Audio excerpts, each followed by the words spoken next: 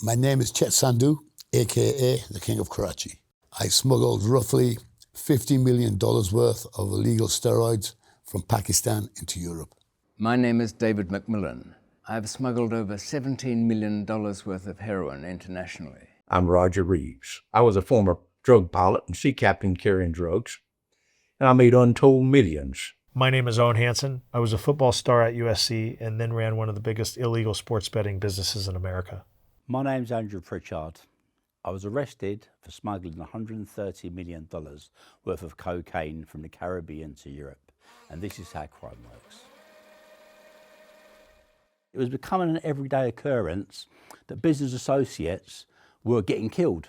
There has been loads of occasions when you've actually walked into a situation and in the back of your head you're thinking, I might not leave this room. A person who's addicted to drugs is addicted to the drugs. A smuggler is addicted to the lifestyle. And it's almost like a poison in your blood.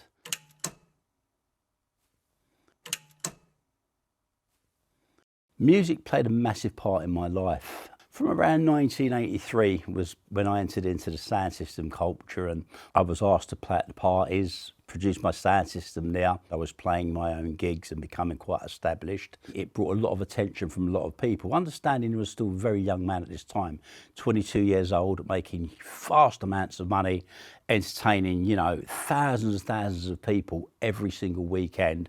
The drug economy was becoming massive. Of course, ecstasy. You had a whole network of people that sold and distributed those drugs. So I saw an opportunity because I realised by utilising people I had who were actually bringing in legitimate cargo, legitimate goods, which were coming in every day, mainly perishable goods for quick clearance, and started bringing ecstasy tablets in that way. Because of the easy availability from Holland, where the pills were coming in from, and the size of the parties upscaling, it quickly became a multi-million-pound business. So in 1992, I landed in Jamaica. My mum came from Jamaica in 1951, and I was one of the first mixed race generation post-Windrush kids. Geographically, Jamaica is the most well-positioned island in the Caribbean Sea for smuggling. One period in the early 90s, they estimated over 10% of all the cocaine produced in Colombia was transshipped through Jamaica. I've realised I had access to customs officers and I had access to products. By the turn of the millennium, thanks to a great connection with the Eastern Caribbean Cartel, I moved on to cocaine. A member of my extended family, Bible, I suppose, was my mentor, who'd returned to Jamaica, and basically they'd been a smuggler but had retired, but was at that time involved in the dollar exchange business, which basically US dollars, of course, were in great demand in Jamaica. Because of his contacts in the drug trade meant that people would come to him in order for him to exchange their US dollars, Canadian dollars and pound sterling back into Jamaican dollars. So he was a bridge between the underworld and the business people of Jamaica. Bible let me understand how that business used to work. Years ago, he used to bring literally tons of Colombian gold marijuana from Colombia into the States because there was a huge demand for it. During the 70s, cocaine started to find its way in play. And the people who were involved in the weed smuggling business started to turn more to cocaine. Bible chose not to get involved in it the slightest way, and everything is done on introduction. I remember a few of the sayings he said, and there was one particular one, it was never trust the 3 T's. The 3 T's were never talk on the telephone, because obviously the DEA have unlimited access to tap-in phone calls.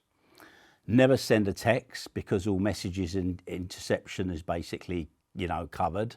And never tell a woman, because what sometimes you can tell someone in the spur of the moment, it can end up actually getting you in a life sentence.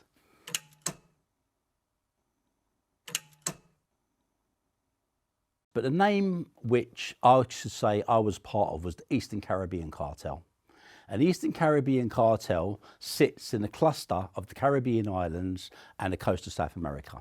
Cocaine, you either purchase it from as close to source as possible, in which case, it comes in from one of the islands, or you buy it from corrupt narcos police who are supposed to incinerate it. But labs generally aren't all mega labs. They're smaller labs, okay, that produce a certain amount, 100 a week, 50 a week. It's not as it's made out to be in films like Scarface. What happens is, if you wanted a consignment, say you wanted half a ton, 500 kilos, it'd come together from 3, 4 people. And those people basically wouldn't even have to go to Colombia. You could purchase straight from Colombia, but obviously you are involved in the process of having to pay FARC, who make sure it gets safely down the waterways. You know, you've got a whole process of crossing it across again over the border from Venezuela to the jump-off point. Back then, you could buy what they call paste, which is in Colombia, it's the rawest form of cocaine, at approximately $600 a kilo. And then from the case, it goes through a process of different chemicals, and then you get it where ether's applied to the raw product, and you're probably getting cocaine back then for around $900 a kilo. And then obviously you pay for the transportation as it crosses various borders. I would never, ever cross to Colombia, because instantly you're blown up on the DEA watch list. So I would travel to Guyana, I would travel to Venezuela. Reluctantly, where I would tend to go would be Tobago, because Tobago obviously sits right beside those islands, but it potentially wasn't on the DEA watch list as much as the others two were. They're red flag countries, you know, even though Trinidad now is one of the most red flag countries there is.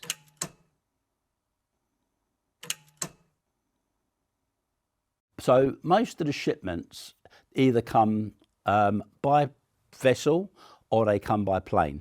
So generally speaking, ships take between 12 and 14 days to Holland or wherever you want to go to in Europe. Depends on what rate of fuel they burn. It'll come in what we call dry containers or refrigerated containers. One thing people fail to realise is that the easiest way to smuggle drugs or any form of contraband is simply by running along the same side as a route that runs every single day, which is a normal, produce or product. Perishable goods, fruit and veg, are a key product to import. If they're left too long hanging around, they're going to go rotten. So these goods are usually cleared very, very quickly. In UK customs, we have a series of what they call routes. So for an example, there's route 1, which is all documentation to be checked, and that could maybe take 24 hours for a cargo to be cleared.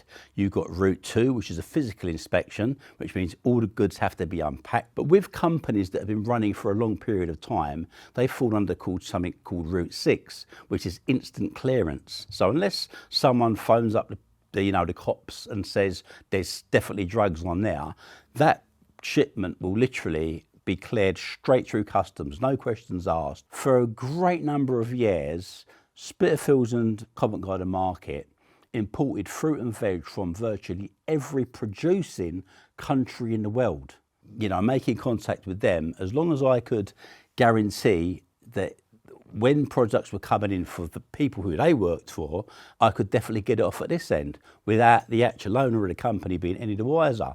So that was a system we started to use. I remember there was a very popular hot sauce brand, and they used to come in boxes like that of usually 12 or 24 crated, and then they would go into brown cardboard boxes. But we had a wholesaler in Holland with weed who literally used to take 20-foot containers full of them. And of course we had syrup, and ironically we had a really bad turnout one day because we had a container loaded. It was about, I think it was close to maybe 4.5 metric tons of weed in it. And it never rains in Jamaica. On this particular day when the container was being moved to be shipped, it rained, and it rained really, really heavily. And one of the guys who was working on the docks decided he was gonna pick up that container and move it, put his foot down, broke into a skid. Of course, the container was up there on this raft. It then fell, and it was like the gates of hell. As it hit the unforgiving concrete floor, all dropped out was tons upon tons of these packages of weed. It looked like a sea of blood, basically, the red syrup in with the rain. It was literally looked like a horror film. The cocaine, the reason why it gets through is because there aren't enough customs officers or border force in the world to check every single piece of cargo.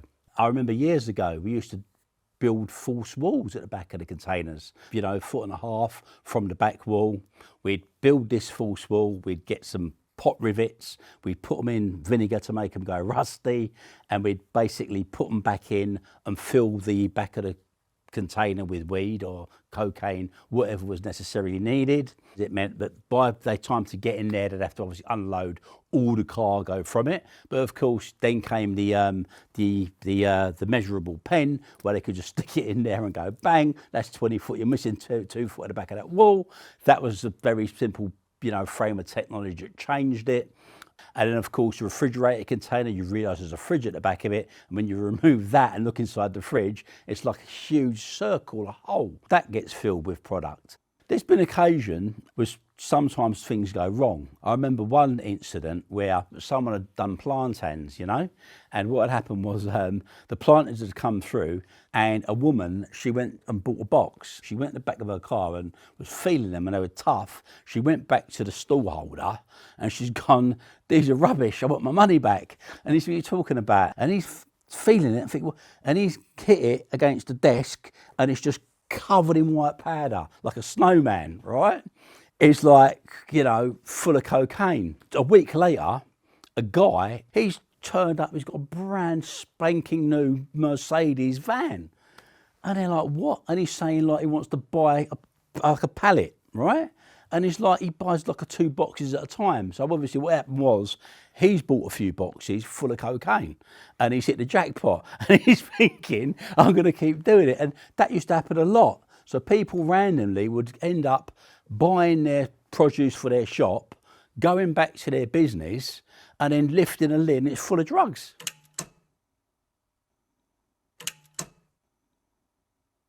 Moving into the world of serious organised crime is when you then move into actually paying the people who are supposed to be policing this stuff, which are the Customs and Border Force. So from country of origin, in Jamaica, you would have to pay, obviously, the customs in that country, okay? Say $400,000 for a container full of cocaine to leave that country of origin. And that would entail paying the broker who would do the paperwork, the customs officers who would be handling the clearance of the container, he would maybe involve the dog handler, and those would be your team abroad. Shipping, full stop, is an international business. However, every container that leaves, the first thing it does from its country of origin is allocated a number. So if they're given that number, they can put an instant flag on it because it's going to be inspected here. When they then put it for inspection, it means they're going to x-ray it. Now, a human can override it by they will identify it to go for x-ray. And then the route goes from them to the x-ray team. X-ray team again, they're paid and they're brought into the system. They then do their paper clearance to say it's been x-rayed, which allows a release to go on the container. He then sends the transport company to collect the container. Container's then delivered and then driven during the night usually, because obviously the time that the market opens, if it's in the market, down to the market. And when it's taken to the market, then it's broken down and taken where it has to be taken to a safe house or a slaughter as we call it, and then during the process of time it's distributed.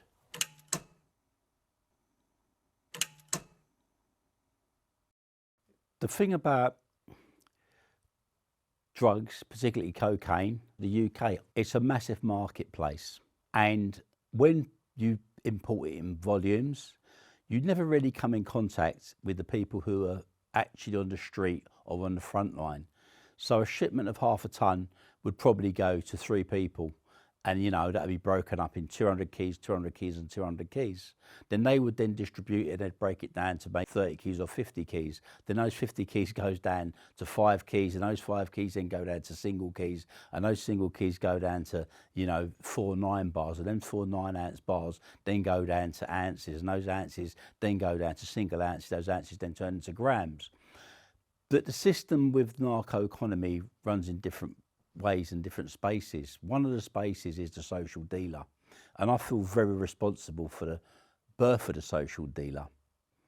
It started with ecstasy. During that period, the second summer of love, people thought it was acceptable to go and get a few pills for their friends. They'll start getting 100 pills, sell them in a week, and then suddenly they lose their jobs, suddenly they're paying their car payments and their mortgage or their rent with the money from drugs. Then they're a Class A drugs dealer. And that was the birth of the social drug dealer, which then turned into cocaine.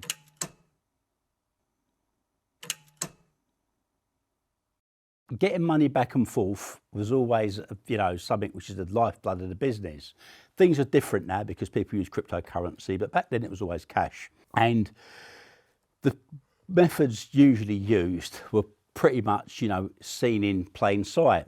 One of them I used to use all the time, we had a guy who had a very large business, basically, used to import lorries. We used to firstly buy lorries for him here, in which case we'd put them on the ship and then he'd pay for the vehicle when it got to that end. We'd pay our people, but also we used to actually open parts of the vehicle, load it with money, basically, and then weld it back. When that money got back to the island, Jamaica, it sold on the black market. So basically, money, the more you make, the bigger things you find to invest in. So when you start this kind of business, what you find yourself is the glitzy stuff, we call it, okay? The shiny stuff. It's about the jewellery, it's about the watches, it's about the cars. It's about stuff you want to say you've got a status.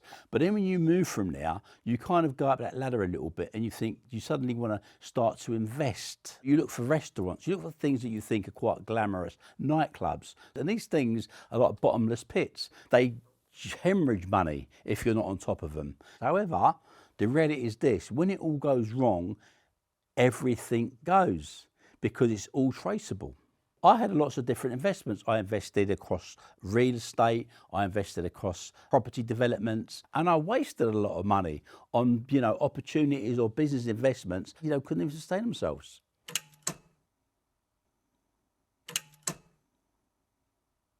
The drug business, full stop, became more and more and more violent, particularly cocaine.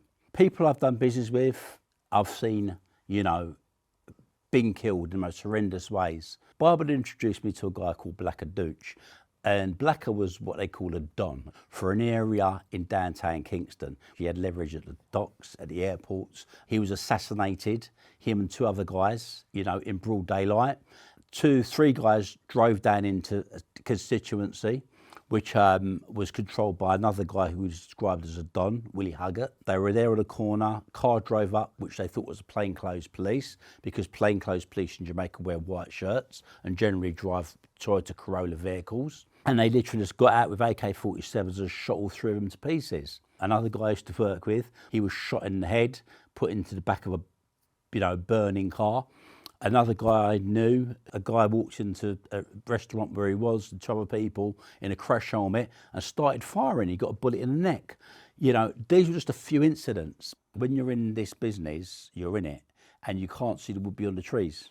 So what comes with it is all this stuff. A lot of people who are involved in the smuggling business in Jamaica didn't want to get involved in the cocaine industry because they saw firsthand what it done to people.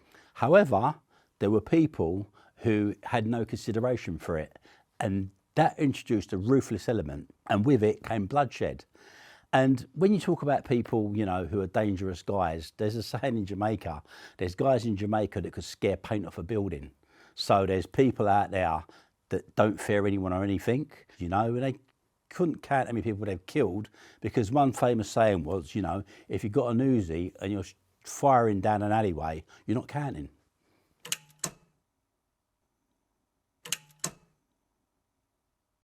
Purity differs because things change, and even from the lab sometimes it isn't pure, and people get it from there. And around Peru and these regions sometimes better quality is coming from there. It's really strange because I've never sold a product I haven't taken, hence I've never sold heroin. I've taken cocaine, I've taken ecstasy, I've smoked marijuana. But one ironic thing is, when I've actually been involved in smuggling them, I haven't wanted to use them. Quality is the most important thing, like anything with drugs. If you buy something cheap, it's not going to last and it's difficult to sell. My strategy that I took on board was stack them high and sell them cheap.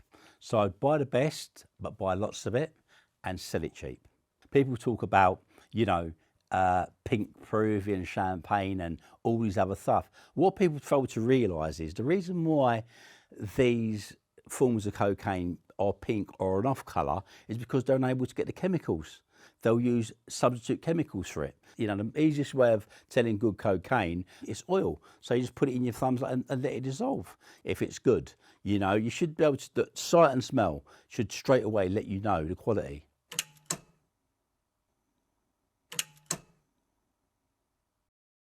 I used various methods of transport for smuggling. A lot in the early days was done by plane, baggage handlers, things like that. And of course, you could always do big consignments in the cargo areas. However, most of the big stuff was really done by containers because these were hugely profitable.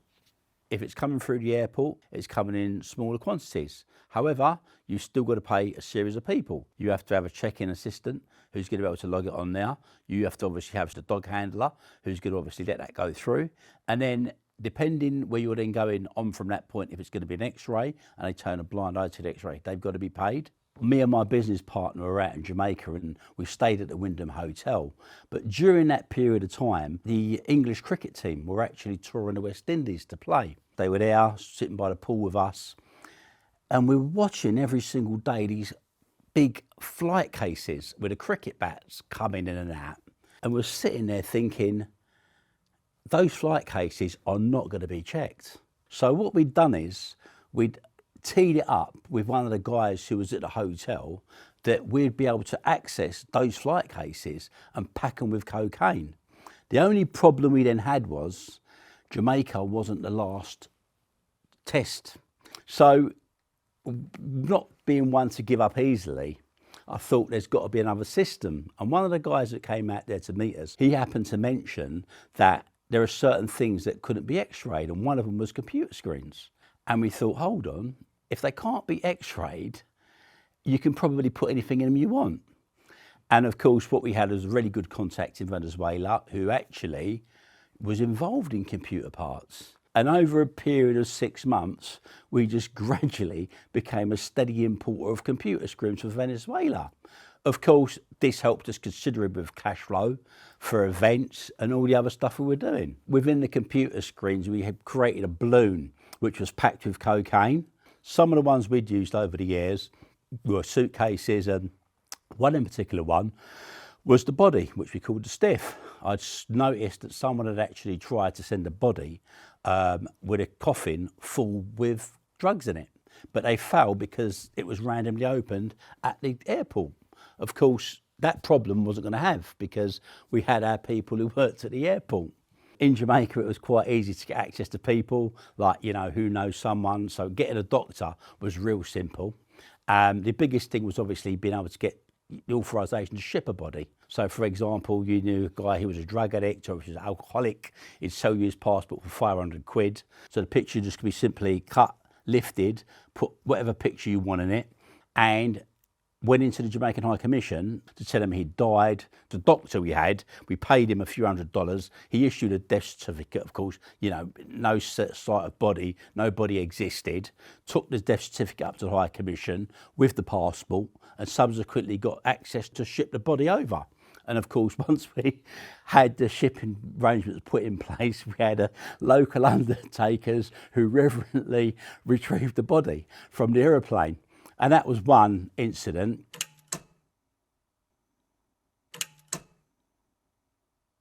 I had a great love for Afro-Caribbean music, dominantly reggae and soul. And I set up a sound system with a couple of friends from my road. What was the turning point was the winter of 1988.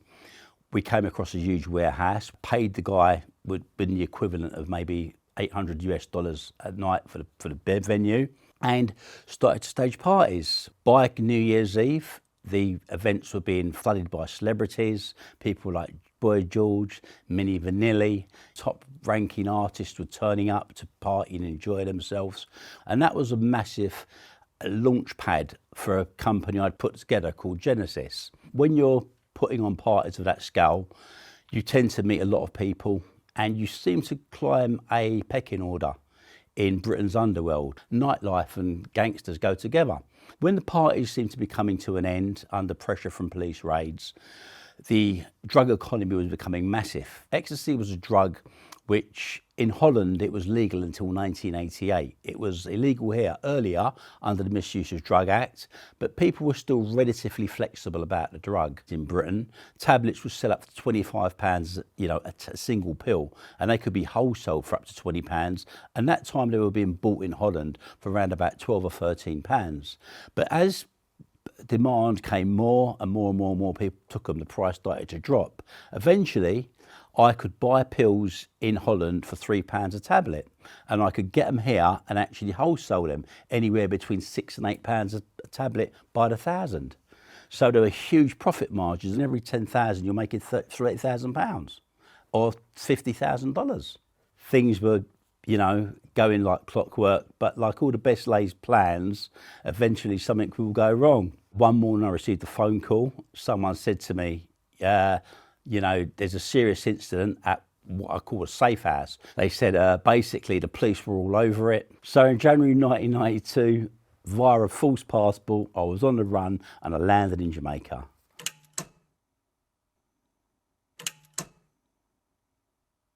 The idea of going to Jamaica was for me to keep low. Unfortunately, I didn't know what the word low profile meant. I was introduced to a circuit of people of quite high society Jamaican, and I met a young lady whose father was a prominent Jamaican politician.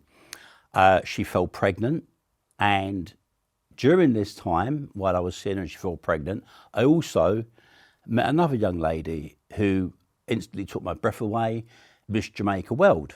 I also ended up having a child with her, which I have two beautiful sons as a result of. But of course, I put myself from a low profile character into the front page of Jamaican news. So imagine it, I'm 25 years old and I'm trying my hardest to go straight. Me being me, the marriage fell apart and, I found myself on a road to chaos. I got myself into a fight, ended up in a Jamaican prison, and as luck would have it, have family that could help influence situations and managed to bribe my way out of there. Around about 1997, I finally put the dots together. I was around my friends again, people I'd grown up with. A lot of those guys had now climbed the criminal ladder. Naturally, Jamaica was a producing country where cannabis grows. So Bible, my mentor, he had an amazing list of contacts and they trusted him because he was a very superior figure. He was able to at least give me the protection that I needed. Bible introduced me to a guy called Blackaduch. He showed me how the mechanics worked of the business. We'd take drives down to the country, which would be like St. Elizabeth, where weed is grown, and farmers then would come with their harvest of weed. The stuff would be taken, it would be bagged, it would be obviously weighed and then paid for. Then makeshift camps would be set up out in what we call the bush. So we used to be out there and people basically would set up two pieces of railroad track, which would create a press in the middle of it. Special metal plates were made and big tarpaulins were put on the floor. Women would take sharp little knives, manicure the weed, taking out the seeds, separating the seeds from the buds. They were all then put into these presses, these blocks, and then compressed down. Then they were wrapped with various sheets of cellophane, and then we put what we call dog repellent on them, which was made of leaves of different trees. And then the weed was then transported down into central Kingston, where it would be leaving from. It was a very, very profitable business. So on average, you could purchase the best marijuana for around $70 a kilo. Once it gets back to England, the same weed would fetch anywhere up to $3,000 a pound. So the profit margins were huge, even larger if you look on the scale of it than cocaine. Getting the product in consignments down from the country into central Kingston where it's going to ship from, that would usually be done on a cane rafter. Police did stop it randomly. They're certainly not going to unload the sugar cane. Sometimes with ambulances, so we'd obviously pay an ambulance driver and he would basically put it on. He'd basically blue light it all the way down. Even police were used to drive it down. It was a very smuggler friendly place when I lived there.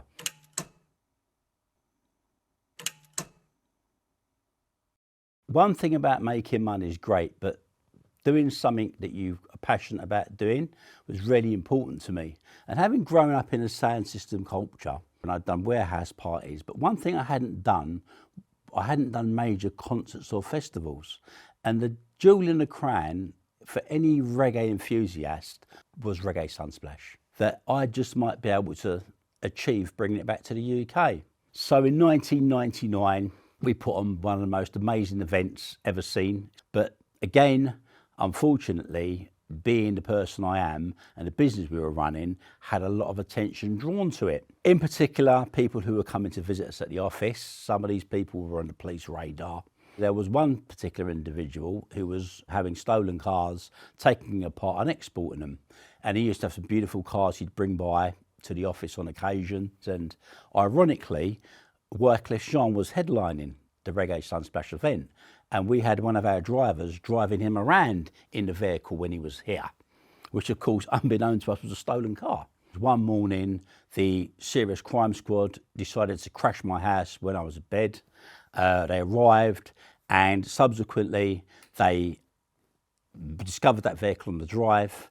They also discovered a number of different documents basically related to stolen cars, and they also discovered a small quantity of drugs. I was arrested, and obviously I was back to square one again. But as luck would have it, I'd realised they'd actually released me from bail and they hadn't charged me. By the beginning of November that year, I'm back in Jamaica. I plunged myself deeply into the world of smuggling.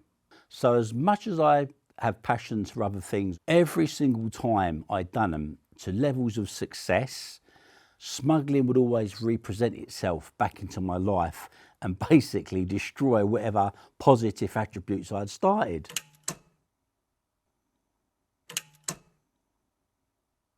So it's 2004. I had a contact who I worked with in the underworld, and he came to me and said that he had access to a team of officers who were clearing containers. And at first, obviously, I was very sort of, that doesn't seem right. How do you get a whole team? It did seem like a bit too good to be true. And what had happened was a guy who had a former military background, special units, people who are trained in, high levels SAS, people like that, are sometimes given jobs with the police to do surveillance. This individual had actually been offered a job with what they call a ghost unit in Customs and Excise, and the job he was entitled to do was actually look out for corrupt customs officers.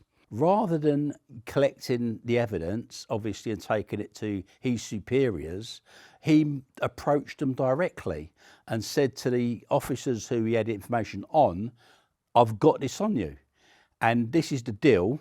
This either goes to the superior and you're going to probably end up in jail or face charges or be sacked, or if you want, I can show you how to work and you work with me. By getting access to these officers who he was investigating, he had obviously access now to us, which was an organised crime group. So he facilitated himself as the overall fixer. So what would happen is he'd charge £1 million a container. That was a flat rate, regardless of what was in the container.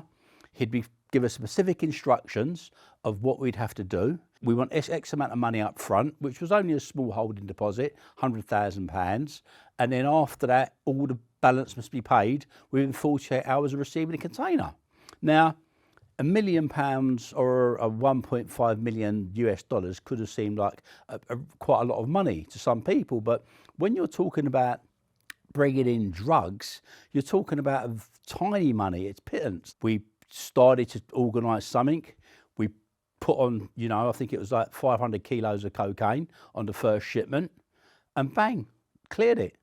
Came straight through, not an issue. And it was like, it's for real, it works. Give us the container number as soon as it leaves the country of origin. So we had a code we created, which was numbers and letters, which was sort of done in reverse. And then once the container then was ready for release, we had to go in normal procedure with paperwork, and he'd then contact our guy, and our guy would say, it's ready to collect.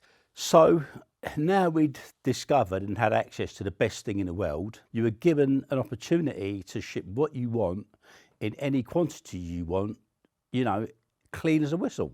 And one of the team I worked with, an associate, at this point I said, listen, we stop everything and we just specifically do this. But what happened was he actually was putting himself around and offering services to a lot of other people. Now, understand in the east end of London and Essex and Kent as well, you've got a lot of groups of people who are prolific smugglers, who are also working through the market. He'd actually been working with a team and they were bringing in pineapples, but in disguise. So they'd been hollowing out the pineapples, putting cocaine in there, sealing them with wax, putting them back and basically sending them over. But the police were actually looking at this group of people. So one of my associates that work at the market, he was under surveillance because he'd been working with his team from Essex. So their mobile phones were all being tapped. They were on regular surveillance. In December 2004, a container carrying 584 kilograms of cocaine concealed in sacks as coconuts arrived at Spitalfields Market. When the container arrived with the produce in it, I called him. I said, it's cleared, it's ready to collect. Anyway, his phone was under surveillance. Customs was thinking, hold on, how can it be cleared when these pineapples are still on the water? So they had absolutely no idea whatsoever about the coconut shipment. The officers who were investigating the pineapples, after hearing the container had been cleared, drove down to the docks. So randomly, they decided to pull the container. They opened the container and half a ton of cocaine literally fell out the back onto them all. If they were to have arrested the customs officers, suspended them, or investigate them any way whatsoever, which they should have done, we instantly would have had a loophole. But not only us having a loophole, every single container that had gone through there with drugs in it, and everyone that had been arrested for those drugs over years, all those people that were in prison serving time for it, would have meant every single case would have had an appeal because the evidence that they'd given in court couldn't have been trusted. They were told to turn a blind eye and send us to collect it. The following evening, we went to the market. By this time, the cocaine had been replaced with blocks of wood. All the blocks of wood now were in the container. Customs pounced, and everyone was arrested. And it was basically a cut and dry case because, for all intents and purposes, they made the biggest seizure at the time of cocaine in London. There'd never been a seizure of that size ever before. And, you know, we were carted off to prison, awaiting, obviously, trial.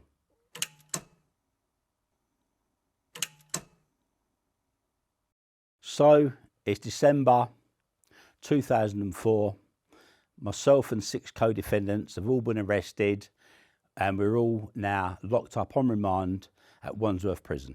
4 being knowingly concerned in importation of 584 kilograms of cocaine. So basically it wasn't looking good. I remember when I saw my solicitor come to visit me in the prison, I said to him, it's a bad corner. I know it's a bad corner. How's it looking? He said, as long as you've got a hole in your arse, you ain't getting out of this one. So basically, the evidence against us was 4 years of surveillance coming from the DEA, Interpol, Serious Crime Directive 7, Metro Middle Market Police, and Regional Crime Squad. There virtually wasn't an intelligence source that hadn't been gathering information on us over a period of years, which had been compiled into public interest immunity. They had, in the police lockup, over 500 kilograms of pure cocaine. They had an abundance of, cash, other things they'd managed to seize from the raids, which they conducted straight after. It, put bluntly, was not looking good. So I was approached in prison by another inmate who said to me he had access to a corrupt officer that was aware of the case, and he had access to all my case documents. So the same corrupt officer was prepared for £250,000 to go into Customs House, go into the safe under a different identity and steal all the documents. I was then slipped these documents in prison. So what I realised as soon as I saw them, they were all highly sensitive intelligence service documents. I thought to myself, this could be my golden ticket. All I had to do was find a method of devising bringing these documents into the court to cause enough of a benefit of a doubt. So imagine these documents. My legal team couldn't see them. The only person who actually was allowed them was the judge and the prosecution. I managed to get them into court and literally cause bedlam. All bets were off. It caused complete madness. The judge was going ballistic, but it created enough confusion to force a retrial. There's a retrial. Of course, this won't fall for the same trick twice, so I'm searched before I go into court, but I've preempted that's going to happen and arranged a pirate radio station broadcast the contents of the documents on the station. Second retrial, all 7 of us were acquitted. So in May 2007, I'm released from custody, you know, taking a different direction in my life. My son Hayden is born, and now I'm ready to go straight and live a normal life. But as they say, the road to hell is paved with good intentions. I decided it was time to go back to the music industry. Wasn't really getting me the same kind of financial gains that drug smuggling was getting me. So I got back involved in the business. I made a lot of money in a very short period of time. That's where it all started to go wrong. Someone I knew who was a local guy to me, I lent some money to help him out of a situation. And unfortunately, he'd been under police surveillance. There was no hope of me getting my money back. I was game to get involved, so I arranged a shipment, but wanted to be no way near it. On the day of this product arriving, I was told I had to go with him to collect it. Now, I'm coming from the old school of gangsters, so I agreed I'll do it, but this is the arrangement. If police turn up or come anywhere near you, what I'll do is I'll be behind you, and then any police stopping you or trying to stop you, I'll take them out the road, and you just carry on driving, take off and get rid of the gear. But unbeknown to me, he'd been a police magnet. So he was either doing one or two things. He was either giving information deliberately to the police, but more likely, I felt he had the idea of taking drugs off of people and then not having to pay them because they were getting arrested. So all he had to do was lead the police straight to them. The most bizarre thing was when the police did put on their sirens, and I'd done what I said I was going to do and decided to take my Range Rover and force him off of the road, he just literally slows down and pulls up with 6 kilograms of cocaine in the back seat. So there I am, arrested, track record, been acquitted of 500 kilos plus 7 years earlier, and I'm centred now with driving a police car off of the road with drugs in that car. It ain't looking good. After 2 trials in 2014, I end up getting 15 years and become a category A prisoner.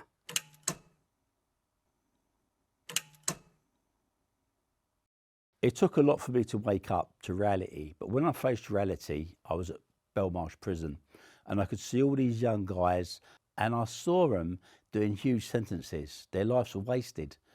And the realisation came to me, they're killing each other on the streets, and my parents were community leaders. They were people who'd done everything they could to build communities. And for all these years, I'd been destroying them. For my own self-gratification, for things which I thought were so important to have, possessions. And the realisation came to it, you know, I had blood on my hands. So my mission in life had to be, how can I do something to rectify some of the shit I'd done in my life and turn stuff around? And I allowed my conscience finally to become my guide. People get arrested and they say, ah, poor me. And they start to feel sorry for themselves. But they don't give consideration for the victims. I never gave consideration for any victims. I asked myself the question, would I want any of my children to go down this road? The answer is no. But more importantly, would I want anyone else's child to go down this road? And the answer to that is no. In 2019, I was finally released from prison and started the AP Foundation.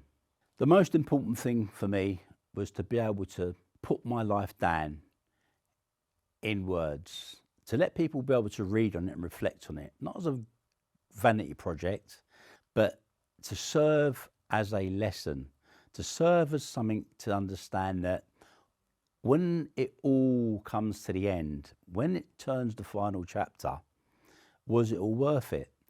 And the answer to that is no.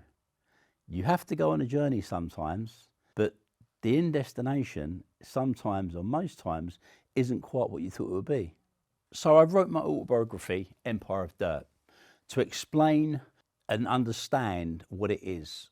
When it comes down to it, you're just building an empire of dirt. It has no substance or real value compared to the value of people, relationships.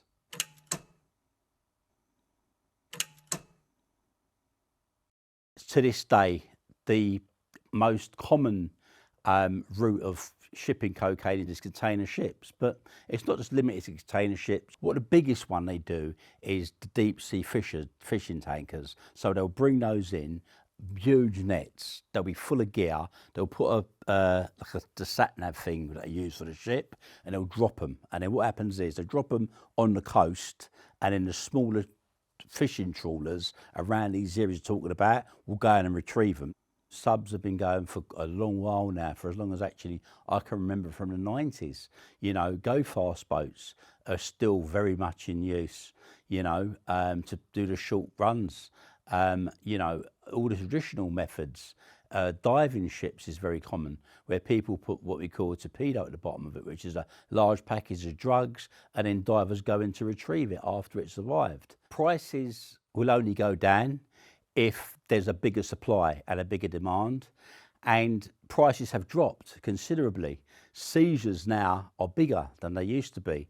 So perhaps we have a very small idea of what actually is being produced or what's actually getting through to what it really, really is. So we're moving away from where half a ton was a lot of drugs. We're talking about shipments of 5-10 tons now coming through on a very regular basis and getting caught. I think what's going on at the moment with fast boats being attacked and people being shot on them, it's something obviously which is done for a scare tactic, but people have to realise this. For someone to get on a fast boat with 4 250 Yamaha engines and a massive tank of petrol on it, filled with cocaine, you're pretty desperate in the first place. So the people that are getting shot here and getting killed are people at the very bottom of the ladder. They're very easily replaced. So it's not going to stop anything. Drugs could be, and I say this as a form of drugs, a scourge on society, because when you honestly look what it does to people, it destroys them. But it doesn't just kill them, it's what dies inside of them when they're alive. We should actually look and say to ourselves, maybe we should spend a bit more time and money researching it. Maybe some drugs should be legalised. Maybe some drugs should be looked at, the medicinal purposes some drugs do have. For example, marijuana, to help people with asthma and other conditions. We now know it helps in cancer in some cases and situations. Maybe we should rethink it. Everyone wants to find themselves in the marketplace, okay? You know, mainland Turkey was obviously a dominant place of heroin. We all know this. Now, the relationship obviously with cocaine being exchanged for heroin and, you know, Turkish syndicates having more influence, as in Albanian syndicates having more influence. So the dynamics changes every so often, and it will be different in another 5 years. Kids are on the street dying, you know, for washed rock, and they're putting their life on the line. And there are guys out there going to prison for selling grams. But when Middle England and the society that turns around and gives out these big sentences stop making those phone calls after dinner because they want a social gram for the dinner party, and when that stops, that's when we can start to look about stopping the problem. But it's supply and demand. Upper class people have glamorised cocaine to make it something that poor people want. And what's a real shame is the people who really are at the helm of giving out huge sentences to the people who are the kids who are probably selling drugs you know, to put some food on the table for their mum, or to, you know, get the basic bits and pieces that they want. Not necessarily say all of them, but a lot of them, they're caught in a poverty belt, are delivering the cocaine to upper class, middle class people who are, a lot of them are in the criminal justice system as lawyers. A lot of them are accountants. A lot of them are high, you know, level jobs, making a lot of money, and it's amusement for them. But every gram of cocaine they put up their nose is blood that they are putting on the street, with kids who are fighting over those deals, who are fighting over those turfs. My name is Chet Sandhu, aka the King of Karachi. I smuggled roughly $50 million worth of illegal steroids from Pakistan into Europe. This is how crime works. There's about 1 million people in the UK that use steroids. It was just like a money-making machine for me. If you go to a doctor for it, they won't give you that. So you have to go legally. So smuggling, bringing it in, that was the only option. I was bringing it in by large amounts because the need for it, the demand was massive.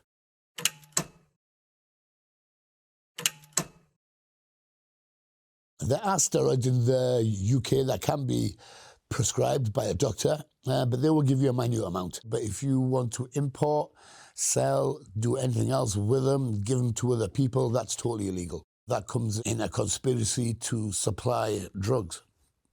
Well, the first time I started to sell steroids was probably about 1994. I was working as door security in a bar in Newcastle, and then that's where I got to know people in the gym, people, the doorman, the security. They all want to be big. They were all taking steroids, and people wanted the proper source. They wanted the real deal. I thought, okay, this is what they want, and there's a niche in the market here, because there was a lot of people that couldn't even get their hands on it. I had to go to the source, and that was to Karachi, because that was the address on the label of the box that I used to buy in England. The Karachi scale probably started from about 96, 97. I'm Indian, so I need a visa to go to Pakistan. We'd go there for a week, and we would source the drugs somehow, and we would bring them back. So we travelled there, booked into a hotel, but the prostitutes were there, yeah, on the 8th floor where we were staying. And I used to talk to them, and they said, what you need to do is go to this marketplace. But these people have links with Al-Qaeda, Taliban, the police. They're all paid off. They all get a bit of the money, so they're allowed to move drugs in them large amounts. So I went to the shop. There was just like a market stall shop. There was 2 guys outside with shotguns. And I thought, this is quite strange, this, a chemist, and they've got guns outside. So the boss called me in, told me to have a seat. And then he was asking me stuff, where am I from and this and that. So I explained to him what I wanted. He went, right, okay. Gave us a price, what was it, 30 grand? He says, I have the real deal for 30 pence an ampule, or I can give you snide, fake, for 10 pence an ampule. And they come exactly the same, they look exactly the same. I said, no. I said, I just want the real deal. I gave him the money. And what he did, he didn't even count it. He just tapped on the ceiling of the roof. One of them squares opened up, and there was a kid up there. He gave him the money, and he ran off. And that was that. And he says, yeah, he was called. He says, come here back in the morning. He'll be here for you at 11 o'clock. And bring 2 taxis, he said. And we went back, and everything was there. Ready, just like he said. I only stuck with that one supplier the whole time. He backed me up, he helped me out, gave me some good links, and they even spoke to the chief of police for me as well.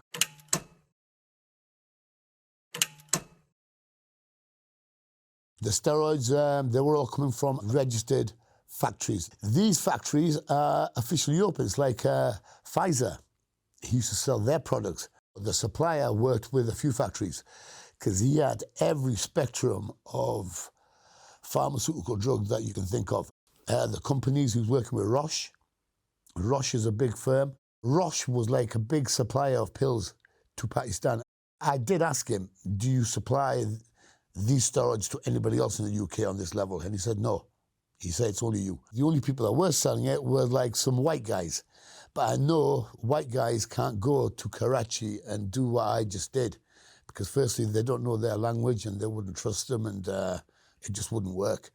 So that's how I knew he wasn't really dealing on a high level with anybody else, from the UK anyway. Normally, steroids have a certain smell to them, because I've smelled every steroid there is. They have that same odour. That's how I know always, yeah? I always smell it. Sometimes I've smelt it and it's been weak. So that, I would suggest, is just filled up with cooking oil. So fake products are getting moved. I just had the finished product at the end of the day, but I knew that was from a good source. So these steroids, they're made officially, hologrammed, packaging, how to take. They come with all the instructions inside, the side effects. It's like a full doctor prescription thing. It's like everything. Have you ever seen a lab in the UK? Yes, I've seen a backstreet garage lab. This guy, he had the oils. He was just getting them in these big container things. The quality of the steroid was rubbish. And he was putting it in the 10 mil multi-shot himself. He puts it in himself, seals it himself. And so this is where you can get bacteria. Anything can go into these bottles. And this is where people were getting abscesses. And other things were happening to them because it's not made in a clean environment. The quality of what my friend was selling and the quality of what I was bringing in, there were two extreme levels. Because the quality of what he was doing, it was very, very weak. And you don't know what's in it. When we got the steroids, they're all packed individually. They all came like a little box, like a matchbox. And there's one ampule in each one of these things. But how we had to bring them back, we had to get one of these boxes and put 6 ampules in each box. And so it was condensed by 6 vials in a small box. At first, we did this ourselves, attempted it by getting each bottle out and packing it. But there was 50,000 ampules, and this was like, it was taking us hours. So I spoke to my taxi driver about it. I went to his village where he was from. He got about 12 boys there, sat them all down in his house.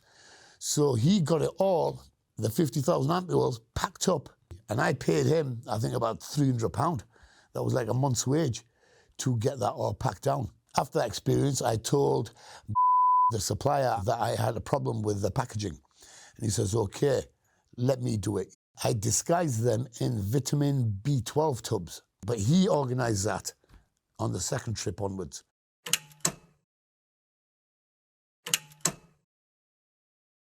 To smuggle the steroids back, they would just all be packed down.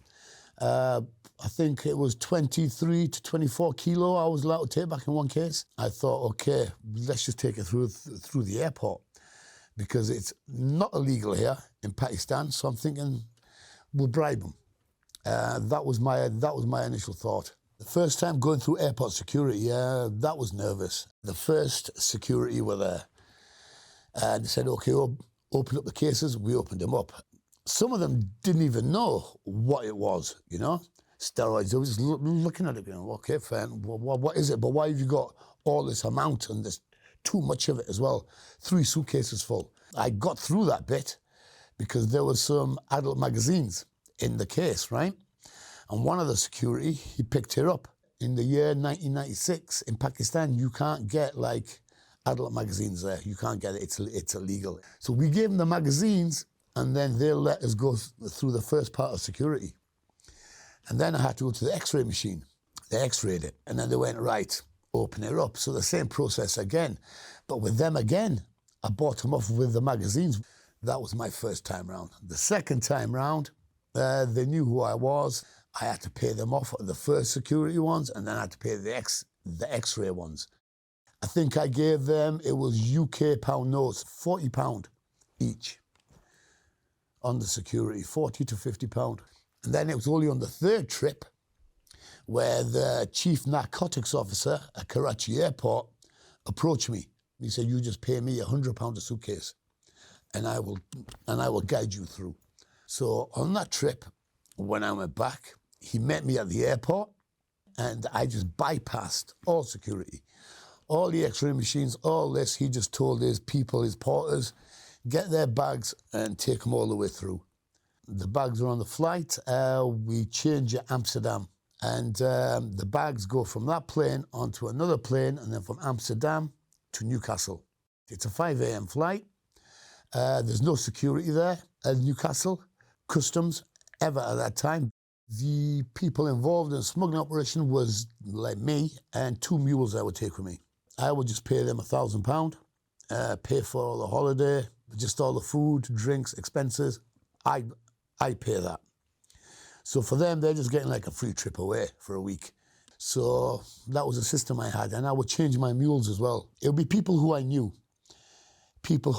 from my hometown, trusted people sort of thing, who could keep their mouth shut. Back then, there was a surplus amount of people who would be willing to do that, because the jail for it in England was Class C, which is, I think, a maximum of 3 years. So the sentencing on that, it wasn't like cocaine or ecstasy. I walked through and there was nobody there. There was no airport security there. And I was thinking, wow, got through. After I bring in the steroids into the UK, then the marketing starts.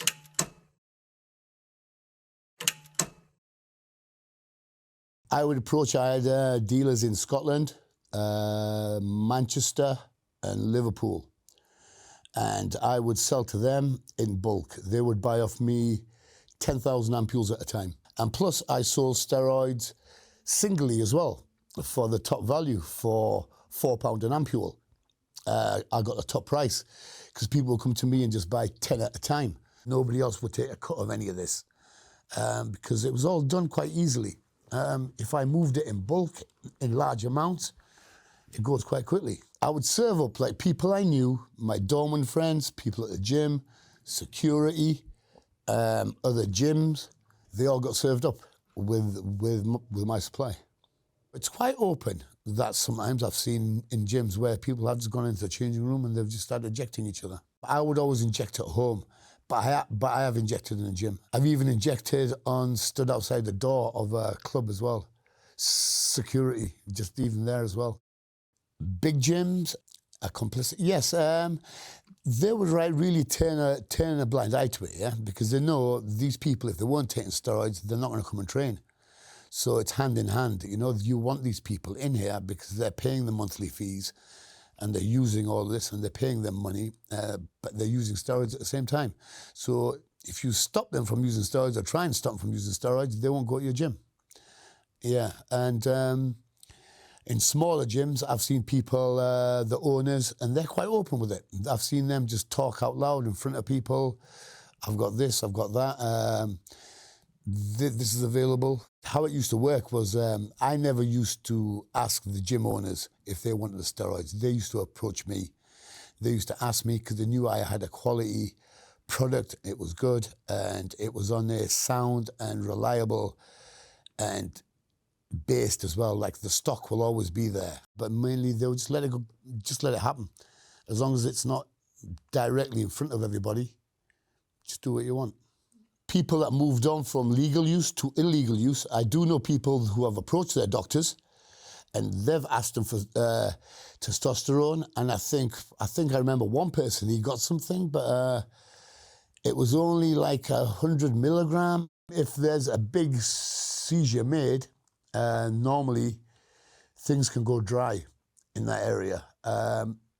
Things can go dry and then the stock isn't there.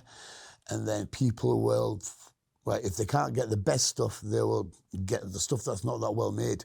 But I was just doing it on a constant flow, so it never went dry.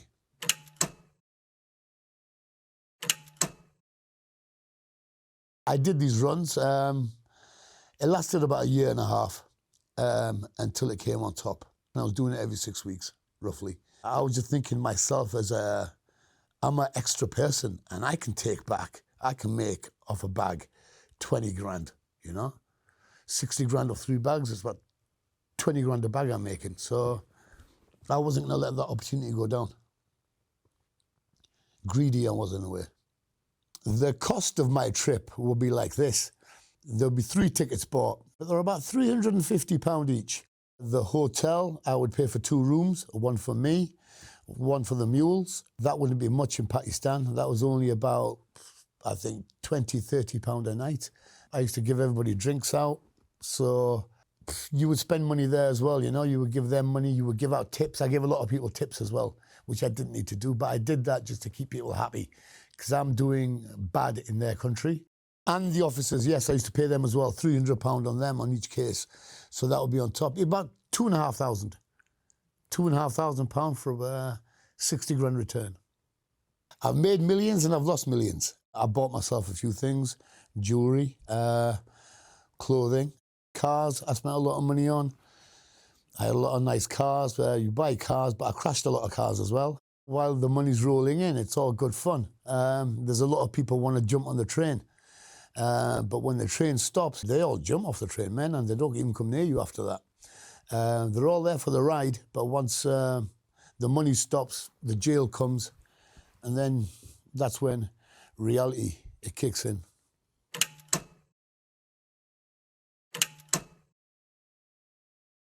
The steroids I was bringing in at the time were Sustanon, which was a mix of testosterone. So there was a testosterone decanate, propionate, cypionate.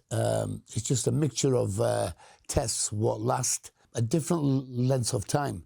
The main forms is tablet form, but they go through your liver and kidneys. The tablet form, people have seemed to have gone off the tablet form, but some people like to take a tablet form. You can still get the Anapolon, Anavar, which is a steroid what girls take, because it's the mildest steroid you can take and it has the least amount of side effects. In ampule, you get different ones. They normally come in 1 mil. You can get 1 mil amps or 2 mil amps. It depends on the steroid. But you can buy a 10-shot mini one as well. Mini vials, yeah. You get 10 1 mil shots out of that. They just have a plastic stopper on. You put the needle through and you draw back. You get 10 in one of them. So that's how they're normally sold. There's some people that will abuse it. There's some people that could take about 20 injections a week. 3 injections a day, which is what I used to do. There was a time where, like, I was injecting that much, I needed new sort of injecting sites. I've injected my biceps before, my triceps, my chest even once, my thighs, my ass, anywhere where there's like a big muscle. If you're looking for new sites all the time, then obviously you're abusing it. Steroid use, misuse, yes, it is a medical matter. Yes, I was addicted to steroids when I was taking them in my peak. I only used to be about 12 stone. 12 stone, I couldn't get past that no matter what I did, no matter how hard I trained. And then I went up to 17 and a half stone. From 12 to 17 and a half. And my bench press was 200 kilo. 200 kilo bench. There weren't many people in my town who could do that, who had that sort of power and strength that I had. And I think I was addicted to that. I was addicted to having that power and strength. And if I stop taking the steroids, that power and strength's going to go away. The look of me is not going to be as good. It's not going to be as intimidating. It's not going to be, I will lessen. I will go lesser if I stop taking it. That's my belief. Yes, so an addiction, yes, because I was addicted to that and I wanted to stay that way.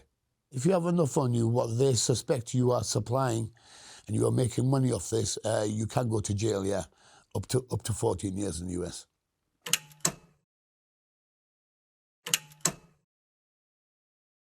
I was arrested in Spain, Alicante, in 1999. The amount I had, I think, was 250,000 pills and 50,000 ampules. That's what I had on me. We landed at Alicante Airport, me and the 2 mules. I was stood on my own, the 2 mules were stood on their own. The baggage was going round and round. Our cases never came through. So then I knew something was up. And it was then when I knew, I think it was here. And then the Guardia Civil come round the corner with guns and they went, bam, Sandu on the floor, handcuffed me. I was devastated. And I just looked over at the 2 mules that I bought and I just felt bad for them. I just saw instantly then, I seen it in their faces, like, bam, it just dropped. Me, I knew what I was doing. And they didn't know what they were doing. They didn't know that this was going to happen, that this could happen. I knew, you know. But it was just a sinking feeling. And then they took us away.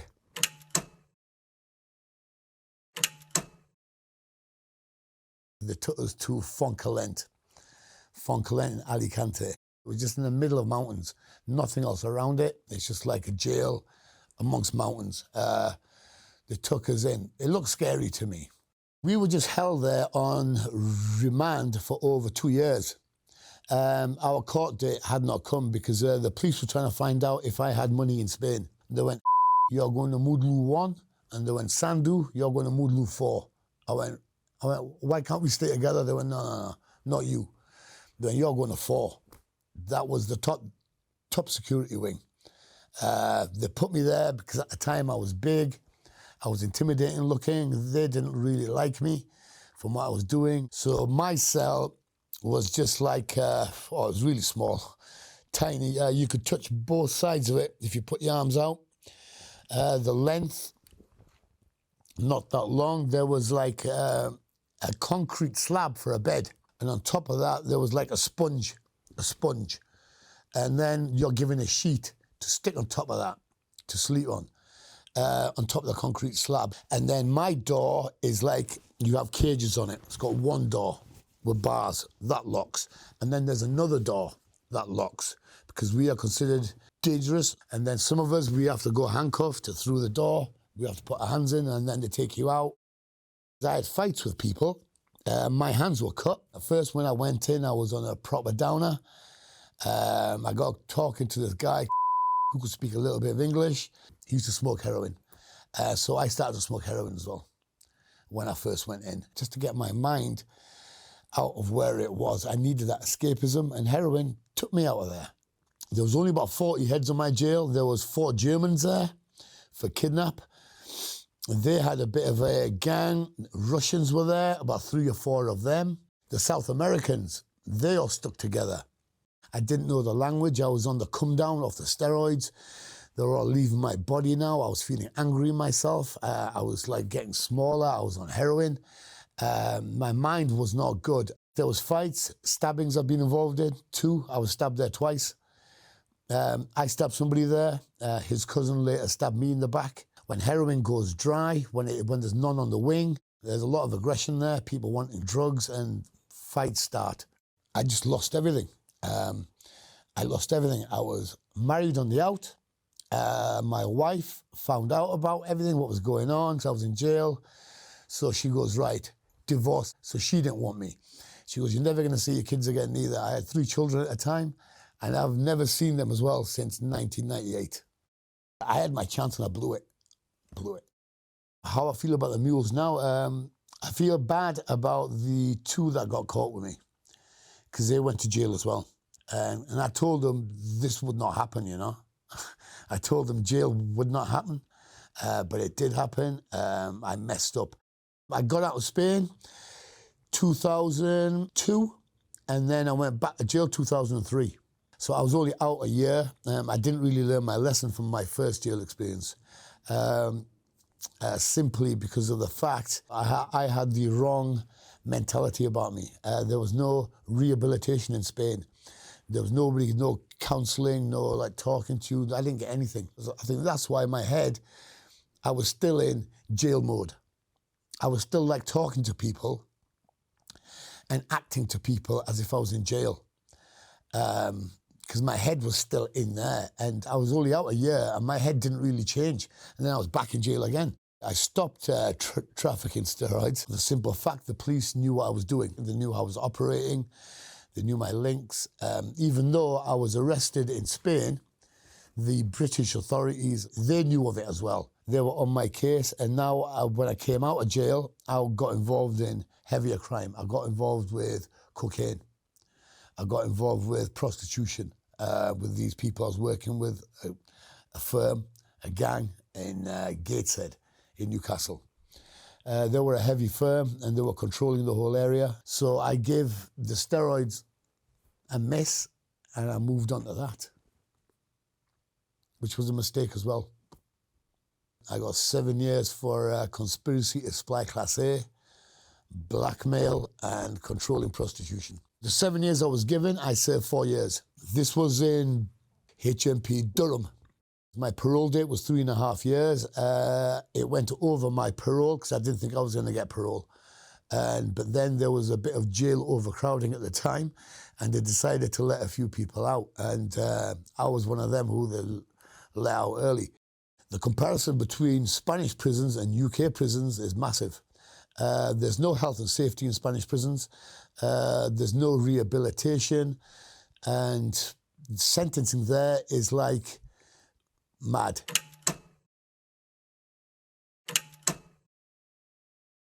When I was told my body was of a 45-year-old at 28, it was a shock to the system. But to be honest with you, I couldn't stop. It was like I couldn't stop. I didn't want to go smaller. But what made me stop was the prison sentence. So it was after that it all sank in. The come down off the steroids, the come down off all the drugs. My head felt, right, okay, I was doing it wrong. This is a way to do it now. But it was jail and the fact that I couldn't get a hold of the steroids in Spain that made me stop. Otherwise, I don't think I would have stopped.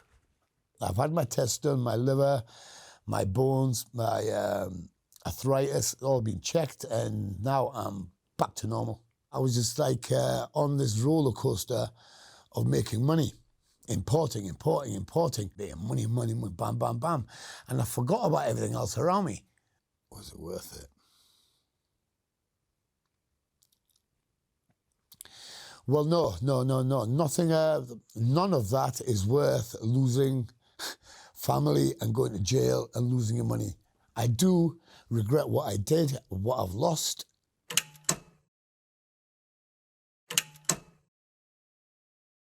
Steroids are more mainstream now. This is because it's more acceptable now. Social media influences you get off all these actors. All these actors are in good shape. They all look the part. Everybody wants to look the part now, men and women. But where do they get them from? You don't go to a doctor. You have to go to a legal supplier. So importation is not really a factor no more because things are just getting made here now. It's getting made in England. I believe there should be a steroid-like practitioner, and that's his job. He's got like a pharmacy where he sells steroids. You can go and you can buy and you can get advice and you can get help. The police could invest more money into it, put like a new agency involved, maybe like branch out of the drug enforcement agency, maybe to have like a separate agency what concentrates on the illegal. And I'm sure that you could find these people easily because I can find them easy enough. In the UK, steroids is not really a major police problem. They don't see it as a major drama.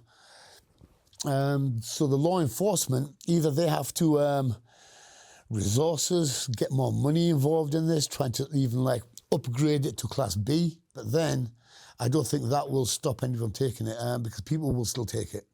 So if you up it for it, make it class A even, why do you want to send people to jail if all they're trying to do is just like make themselves look a bit better? I don't think it's a criminal offence, personally. I now have a CBD company, Alpha CBD. That's been going well. And so I've been helping out a lot of people with that. I've wrote 2 books.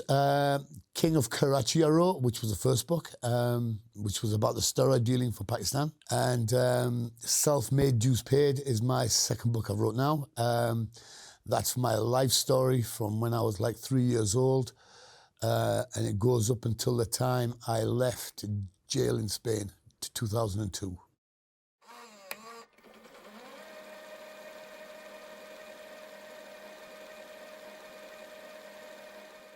Hello, I'm Roger Reaves. I was a former drug pilot and sea captain carrying drugs, and I made untold millions importing drugs into the United States and other countries too. This is how crime works. I hauled over 100 loads of marijuana from Mexico and Central America into California. I did 20-ton loads of hashish out of Pakistan and 20-ton loads of Thai weed out of Thailand. And I was rewarded for that with 33 years in prison. If I had a chance to do my life over again, definitely would not do this. You wouldn't do it if you knew what was going to happen to you.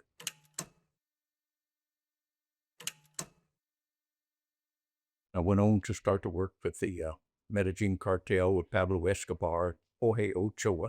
I went on down to Colombia to find some work. And I met up with Mr. Robert Davila, lawyer from Bogota, and he introduced me to some people in Jorge Ochoa. And I liked Jorge, a nice-looking young man, spoke a little English and spoke a lot of English.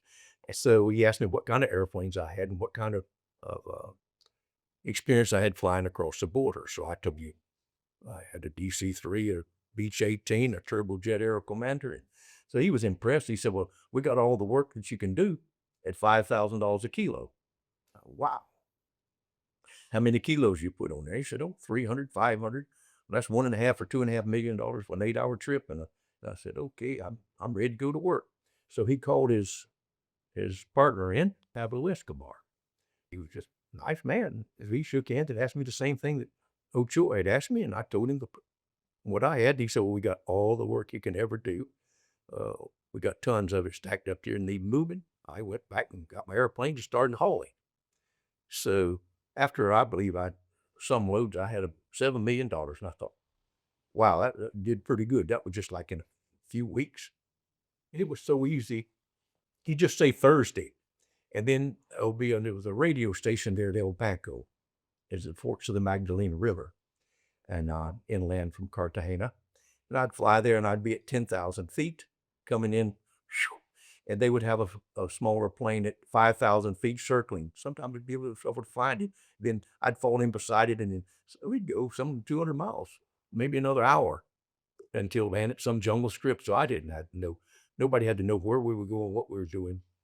I'd land there. Sometimes I'd leave one motor running and open the air stair door, and there'd be a line of men with like a bucket brigade, and one of them was in there, and he'd stack the cocaine came always in duffel bags, like the military duffel bag had a lock on it. And they had, 3 X's or a rattlesnake or something just like their brands or their cattle.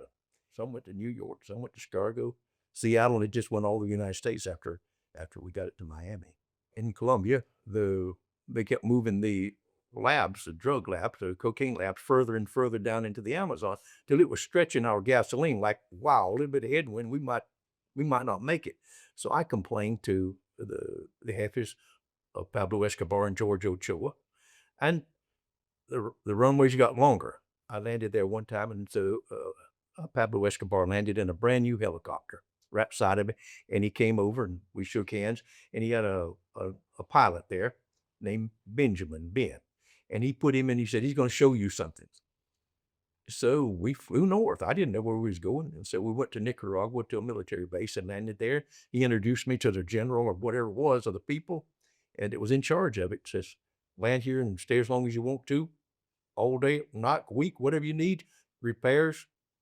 They'll wash your airplane, fill it up fuel, and be on your way. So that started that, and they paid for all that.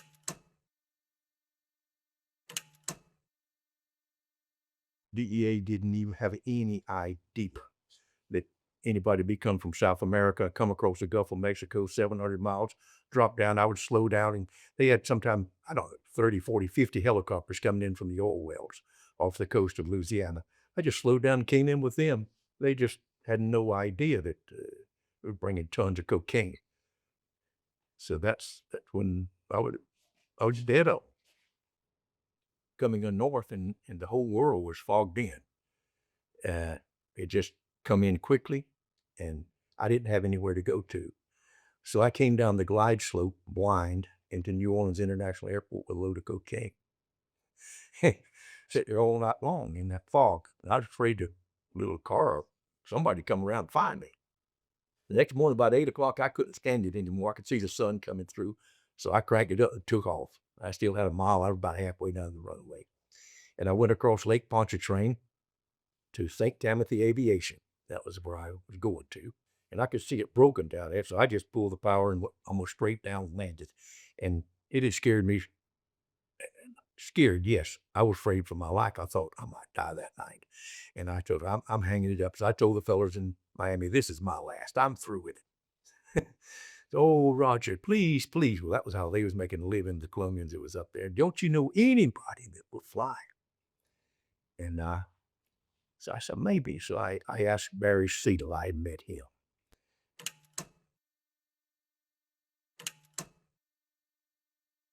Barry Seal was a employee of mine.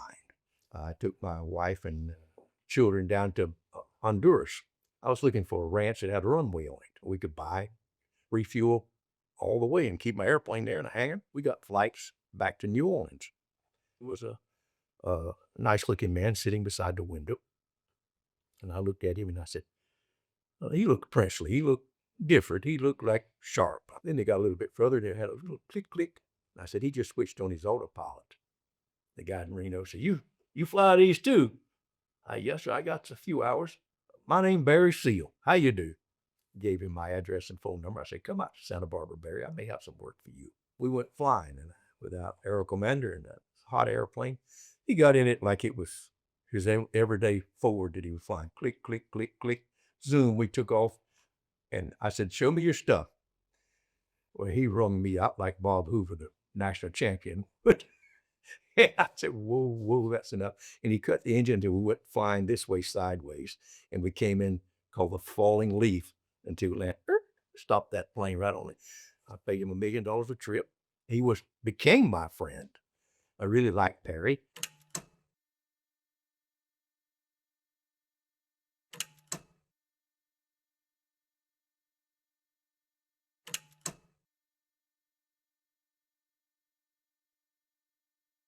He told. He turned evidence, which I don't blame him. He had certain people, strong men in Mena, Arkansas behind him in the CIA, and when they left him holding the bag, he was facing life prison. He just cried and said, Roger, I can't do it.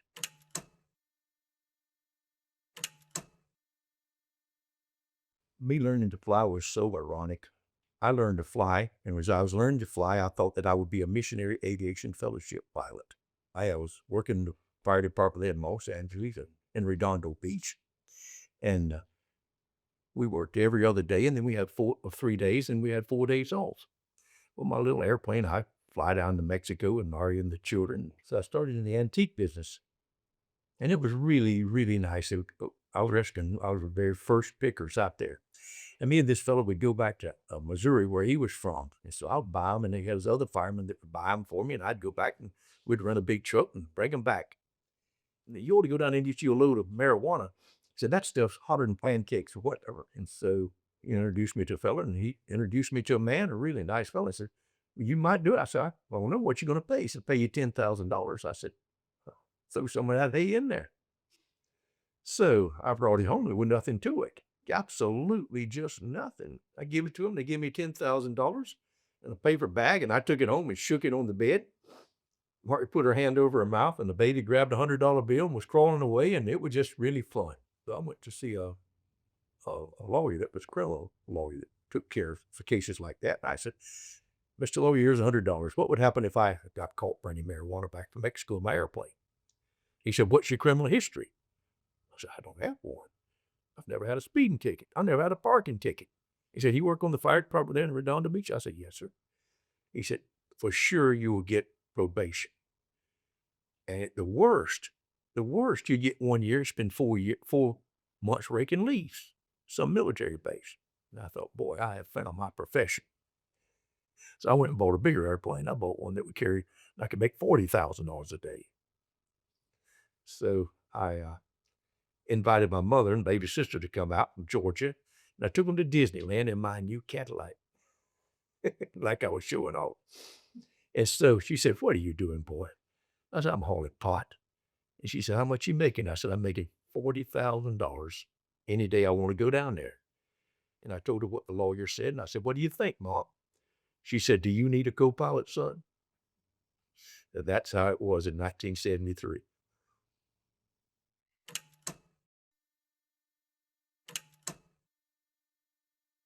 I'll tell you about how I escaped 1974, somewhere along there, yes. I was over in Baja, California, and got locked up. I'd knocked an immigration officer down. And so, oh boy, I was in trouble. 2 little girls and my wife. We sat at a little table in a restaurant, and a guy came up with some shoes under his arm. and wanted to know what we were doing there. Papers. He was really rude, and he was looking at my wife very rudely. He didn't tell me who he was or nothing. He just said, I'm chief of the immigration. So we got out the street, and I hit him on his listener, and he went down. A few hours later, here come the Marines with their M16s and bayonets, and they arrested me on the boat and put me into the little jail. So some children came up, and I had candy and Coca-Colas in the cell, and I passed it through the bars, and they handed me rocks. And I pulled the door out and banged it till my hand was bloody, and I got the door pulled down enough I could get out, and I kicked the front door off of that jailhouse and went through town and got on my sailboat and got away for a while. They got me the next spot down. And the second one, I was arrested in Mexico, and I was tortured almost to death in that prison, in a cell there in Mazatlan prison. It was filthy. I mean, filthy. There was one bucket in the back for all about 20 men to use, and it run over. And in the morning, sitting on that hard ground, on that hard cement floor was miserable. Then they took me down the back, and it was in a torture place. It was, I was in a room about 5 feet square. You had to go hang or lay on the floor. And they take me out and beat me up. And finally, they put my head under water, gaseous water. And I mean, if you take a whiff of that, you will explode. So they beat me from the bottom of my feet to the top of my head. And I don't know how long I was back there. You couldn't tell day or night. It had a light in there. It was really hot. I think it was July. And there was a little spot, maybe that much. I put my face under that door and was sucked fresh air. And I went to sleep. And when I did, I had the most vivid visions or dreams. The animals and pink flying fish, they were just with their wings on flying all over. I know where Disney got his. He was on formaldehyde. So I passed out, and the next thing I knew, I was in the hospital with a doctor over me telling me to breathe. And my wife got some money to somebody, and by 3 o'clock in the morning, I was laying on the cement floor, and they shook me awake and took me through a little tiny back door of the prison and put me in a pickup truck and swept me away. So that it was an escape, but it was paid to get out.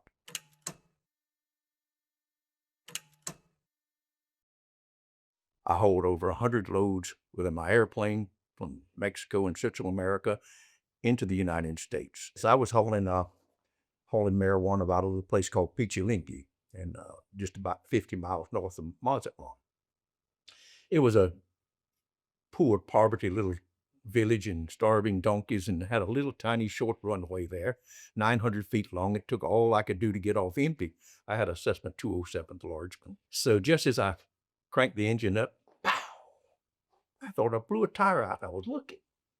And Pedro was punching me saying, "Policia, policia, policia." And it dawned on me, uh-oh. And I just pushed the throttle to the firewall, and I went tearing off down that little dusty strip, only about 400 feet in front of me. And when I got right to the end of it, they just, it was on both sides of the runway. They just riddled that airplane with bullets. Later on, they counted 80 bullet holes that went in there. And here I am sitting in a seat right up on top of nothing. And we jumped out, and there was 4 federales coming down that runway running. And they were still shooting. And a couple of bullets hit the airplane, bang, bang, real loud.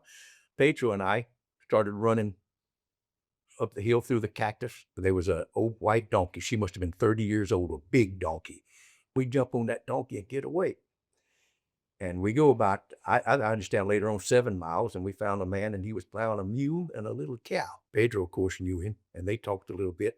And the man put us in his house with his wife and a daughter. And about night, the man came back with a really nice young man that spoke English. He said, "I'm Dr. Benjamin So-So with a Red Cross, and I'm from..." But he gave us pain pills and tetanus shots and bandaged Pedro up pretty good. And he said, "He has got to get to hospital. He'll die with this."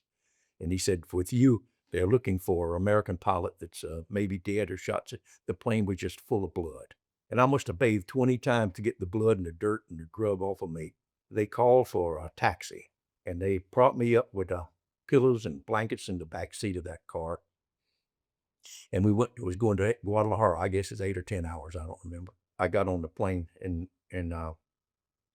Guadalajara, tore up the papers I had and said I didn't have any. Called my wife and told her I had lead poisoning. And we flew to Los Angeles, and she picked me up and took me to Wilmington to a hospital where I knew a doctor, and he worked on me. Was the last marijuana done? The DC-3, that's the big airplane. So I went to Colombia in 1981, and I was looking, and I hauled a load or two of marijuana out of there, but it wasn't worth the effort. I was down over guerrilla territory, and the man that had me hooked up took me too far. I couldn't make it back, so we had to go to a staging place and wait. The guerrilla says, "You come here just at dark. Come here at dark. You can't come here in the daytime. We have military planes flying this area." We went back 400 miles and parked at the ranch where we had staged and fueled up. And I was laying under a tree in a hammock. And boy, 2 jets came down the runway just tearing it up with machine guns. The jet swarmed a couple of times, and I got in there and fired it up and I took off without even warming it up at all.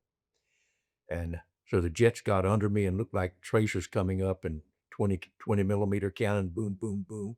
And they shot the wing up, and they come back from machine gun to the tail. I had like 10 or 12 barrels of 130 octane fuel inside the plane with me. And the thing, if one of those tracers would have hit that, we'd have just went up in a fireball. I couldn't go very fast because I couldn't get the wheels up. So I put it down in a pasture straight ahead. And the wings buckled, they buckled, and the fuel caps flew off. I took off, and they kept the 2 jets, and finally one of them went off. And I thought, I got to get away from these fellers. So I went into a thunderstorm upside of a mountain. And every time I'd come out from that lightning and thunder in there was that jet out there with his boom, boom, boom. I go right back into it. So I went back into it, put it up on this wing, and did a spiral, went down, and got out from under it, got away from the jet. And I thought, all right, we need somewhere to set this thing down. My adrenaline's up, and I feel bulletproof. And I said, all right, let's make a runway here. The grass is 4 or 5 feet high, and I just make it half a mile long and just keep putting the wheels down until it looked like a pretty good runway. Those tires, that thing weighs 30,000 pounds. They were breaking through the crust, and it was soup underneath. So I just put full throttle, and it wasn't enough. That big airplane just come and stood right on its head. It was 90 degrees up, and then the nose of it just crushed in towards us, and we fell in between the seats, and it stopped as the engines held it up. And I had the map, so I knew about 15 or 20 miles away was a little town. So good, we go there, and there was a thatch roof hut. The place looked real nice. And we ordered Coca-Colas around, and here comes these guards, a bunch of soldiers with their guns. Who are you? There was no police in that town. This was a military base. So I know, what an idiot. Well, they locked us in a house and put a guard in front of the door, and he slept the whole night. And I knew he was asleep out there for some way, hearing or something. So I stood on this fella's shoulders, and I took the tile off of the roof, handed it down one piece at a time, quietly. And then we crawled out through the roof and dropped down on the other side, very silently. And I see that there's a boat, a dugout boat there, and a long motor with a long shaft upside of a house. And just as it got daylight, I went and banged on the door of the house with a man with a motor. And I told him I don't know, give him money. So we broke down our boat down the river. So hurriedly, we put the motor on the boat and sped off down the river. So middle of the morning, he says, I can't go any further. Where are you? Where's your boat? And we told him, mister, you've got to go. We can't go back. So we took him all day long we got almost to San Jose Guaviare, run some rapids, and then we got out, and I gave him a lot of money and told him to go home. We got away that way. So that's a kind of escape too. It was an escape.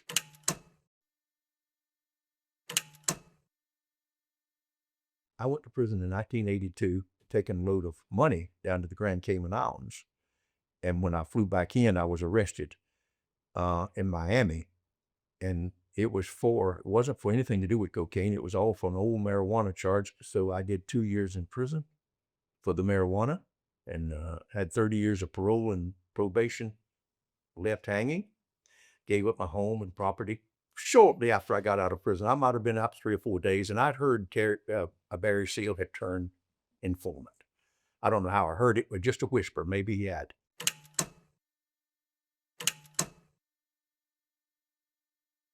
So the phone rang. Barry's voice was there, and he said, "I'm coming out tonight." Very reluctantly, I showed up at 9 o'clock, and Barry was sitting at the back of the restaurant. There's about 20 people in there, ladies 35, 40 years old with their leather skirts and their leather jackets, and guys with the blue jeans. It didn't look like the crowd to be in that nice restaurant. So he said, "I just couldn't do it. I just couldn't do it. I was facing 3 life sentences." And he said, "I've told him everything. I've told him your part. I've told her everything." He put his hands up over his eyes, and the tears ran down between his fingers. He said, "I'm so sorry, Roger. I just couldn't do it, old boy." I said, "These DEA," he said, "every one of them." I said, "Well, bring your head honcho over." Jake Jacobson was his name. Anyhow, we had some Chivas Regal and got a little pie-eyed, and he told me that you're going to need to come down to Miami tomorrow and testify before a federal grand jury.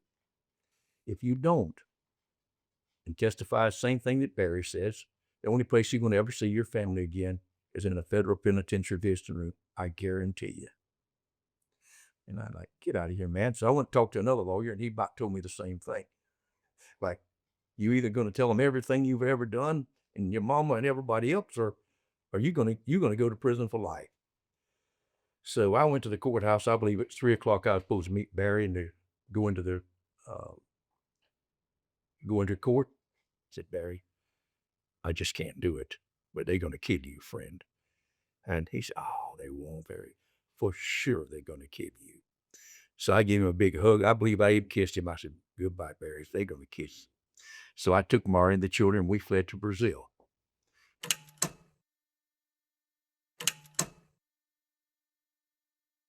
And we'd been down there about 6 months when I was chasing this $3.5 million that they owed me.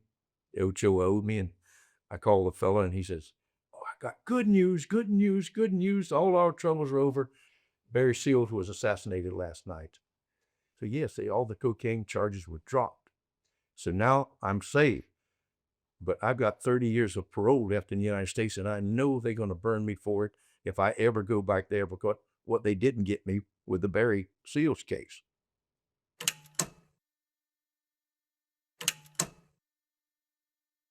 Mallorca, Spain. It was famous for marijuana and hashish. So we went down and went to Mallorca and met Howard Marks.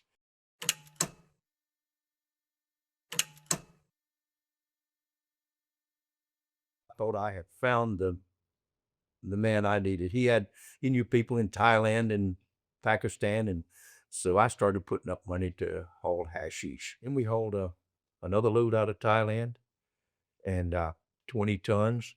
And Howard put us up with unloaders in Canada, and $7 million to unload us. And we took that to British Columbia, and it was being sold for, I believe, $1,400 a pound. So guys in Canada says, "Well, we can sell it. You don't need to take it down. We can sell it for more a year." So they were selling it and bringing my friend Jerry and Ron $2 million and $3 million and $5 million. Well, when the other boat came in, they were all arrested. The Mounties were watching them. So they kicked in my friend Jerry's door, and here's $2 million in the room, $3 million in the car. Hey, they got a little key with a tag on it with the storage place number on it. They was $5 or $6 million there. So all of it was just gone. So it didn't make anything. You don't make any money fooling with Howard Marks. He then used to pay me $2 million, and he just promptly turned me in straight out. Instead of paying me, you go to jail. And that's why I was arrested in Spain. And Howard ripped me off all of those and turned me in so he wouldn't have to pay. So that's what I got for my dealings with that man.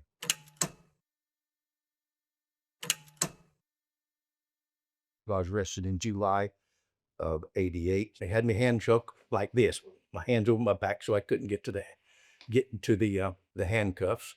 2 leg irons on me. But to go into the courtroom, they had to take all that off and put the handcuffs in front of me. And I thought, oh boy. And I looked around, and I had a lawyer there, Vascones, and I looked out, and I couldn't see any palm trees or any power lines. I just said, "How far is it down?" He said, "It's so far you'll kill yourself." And I said, "Well, I'm a dead man anyway. I got 30 years in America. I'm wanted in Germany for something ridiculous. I'd hired a German citizen is the captain of the boat that hauled the hashish. So he told, so now I'm wanted in Germany for hiring a German citizen in an international crime.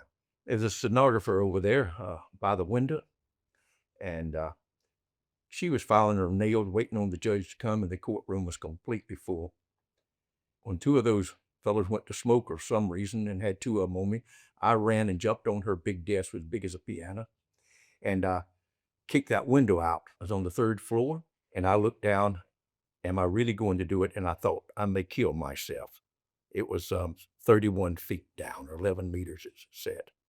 And I thought, well, I'm facing life. Ain't no telling if I'll ever get out here. I'm almost a dead man anyway. So I jumped, and I hit the top of a car that was parked on the sidewalk. It was a station wagon, and the roof of that car went all the way to the drive shaft. It looked like snow going up when the windows shattered, and the windshield popped over 3 or 4 cars. And I got out and got away. And I got out of there like Donald Duck. I could see a tweet, tweet, tweet, and ran down the street and got away. The next day, this El Spectador magazine said, Spider-Man escapes. So wasn't long there, a policeman, I was still running. And he come with his police car backwards, and a young policeman got out with a shotgun and came and ran me down. It hit me in the back. I still got a dead spot there that itches when it gets hot. They arrested me, and I was there in a Spanish prison. They kept me at night with no clothes on, so I couldn't escape. So that was kind of funny. But they took me to Germany in a military airplane and put me in prison there, and I got 8 years there. And then the United States was asking for me, and I had about 30 years waiting on me here. Then they was going to extradite me to the United States. So I escaped from Lübeck Penitentiary. Now in Germany, when you went somewhere with them or moved with them, they put the handcuffs on you, and one of them's got the Luger and the other one's got the clip, and they show you the Luger and they show you the bullets and say, we will shoot you, mister, and we go shoot you in the back if you get away. So that's the way they handled it. I called the lawyer and told him, I said, I'll give you $10,000 if you would get that cross street down there Friday afternoon at 5 o'clock. And he says, you can't get out of there. I believe everybody's ever got out of there. And I said, if I'm not there, you will get $10,000. And if I'm there, you will get $10,000. He said, they may kill you. And I said, then you won't get the $10,000. So he said, that's a mighty big bet on your part. I said, well, if you take it, he said, yes. The night before I was going to do it, it was only 2 days. I was planning 2 or 3 days. I still saw those big brass bullets going in my back. I thought maybe I would be shot and killed, and I really did. I mean, I knew there was a good chance of it.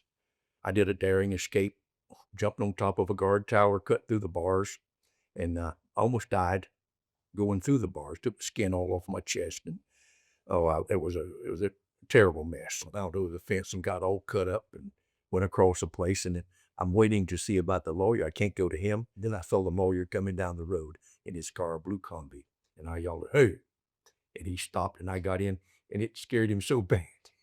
He couldn't light a cigarette. I said, go, go, go, and the windows was all fogged up. And he stopped at the gas station, and I called my wife and told her I'd escaped, and she told me to go back. She was so upset. So that was quite a journey from there to Holland to get away from the German prison. I got to Holland, I guess, and I called the number for his wife, and her named Elizabeth, and she just cried and begged me to go back. And I said, lady, I am so sorry. Your husband's looking at a month, or 3 days or something for giving me a ride. I'm looking at nearly a life sentence, 30 years. I just can't.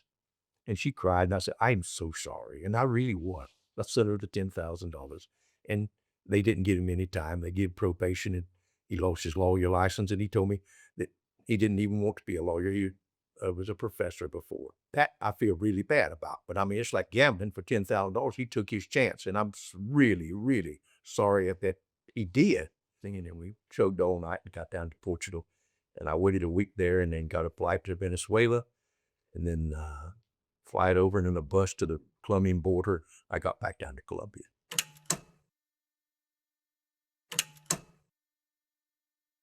In 2001, I believe, the guy asked would I take a load to Australia. I bought an offshore supply vessel, like from Exxon. It's the one that goes out into the oil wells, and that thing was pristine. But when they get 40 years old, they have to sell them. We used to buy them almost for the price of scrap. So I bought that one and took off around the world with it. And we went to Africa and reloaded it. And then I went back out and met an old tuna boat. They threw a ton on it. And we went on to Australia with it, around Cape of Good Horn, way down below, and right in the Southern Ocean. And boy, some waves that was just scare you to look behind you. It looked like mountains. I came ashore and sunk the ship and come ashore in rubber boats and was knocked into that there and buried the stuff in the sand, and then were surrounded by federal police and the military, and they knocked me in the head with a rifle and handcuffed me and took me to prison and put me in life. I was betrayed completely. The people sent me off on a deal, and they had a informant that was waiting for me. Federal police all over the place. It was 1,000 kilos of pure cocaine, and the Colombians never said sorry, never said a word, never helped my family, never helped me with it. But the Colombians, they paid $200,000 for their lawyers. Yeah, I'm really betrayed, betrayed. So the newspapers was full of it. $400 million worth of cocaine, largest bust ever in Australia. And what had happened is they had found out about my other escapes from when they got my records. So they put me in this terrible place. It looked like, you see the movie The Silence of the Lambs. It was a place just exactly like that, where they looked at you with one-way mirrors. So I got 25 years, and I had to do 14 years before I could apply for parole. I hadn't been in long, and I was called to the warden, the director's office, and he made me a cup of tea, sat down there and wall and stuff, and he said, "Now, Mr. Reeves," said, "I want to just tell you, we're not here to punish you. We're here to keep you. When the judge gave you this sentence, that's your punishment. It's not for us to punish you. If you behave yourself, you will have a good life here." And I thought, wow, I got this time in America, all that parole, got a life sentence here. I may never, ever get out of this place. I don't usually get upset, but that a life sentence for that just upset me. So I thought, I should tell some of these stories. I should write them down for my grandchildren and great-grandchildren, posterity, people that never known that. While I was in Australia, I wrote a book and called Smuggler. Mr. Jimmy Carter, a wonderful president, a great man, was a neighbor of mine. He wrote a letter on the President of the United States stationery and asked the Attorney General if he would consider me for parole. And it got it started, and I got back home. I was deported from Australia and on July the 27th, 2020. And I was arrested when I came here for parole violations, where I was down there, Terminal Island, California. So I stayed there 9 months in isolation for no charge, no nothing, just nothing. Never saw a parole officer, nothing. And then I was released April the 26th the following year, after being 9 months in solitary confinement. If I had a chance to do my life over again, I most definitely would not do this. I'd have studied my lesson and done something. And some people say they don't want their children to play with my children because their dad is a drug dealer. You talk to people and it's like you're got leprosy. Mari held her head up and raised those children, and they all doing really well. So she's the star of this show, and really and truly. Yeah, my mother, brothers and sisters, everybody was affected by it. Can you imagine spending 33 years in prison or in cages, being beaten, treated bad, and your wife and children home alone and without you, and crying and visiting you in terrible penitentiaries? No, it's just unthinkable. You wouldn't do it. You knew what was going to happen to you. My name is David McMillan. I've smuggled over $17 million worth of heroin internationally. This is how crime works. The heroin world is very dark and full of secrets. Involves hundreds of thousands of people, mostly down at a very low level. And you're passing by heroin traffickers without even thinking about it. I was a smuggler for over 35 years. Been arrested around about 12 times. All of my knowledge is through my own experience.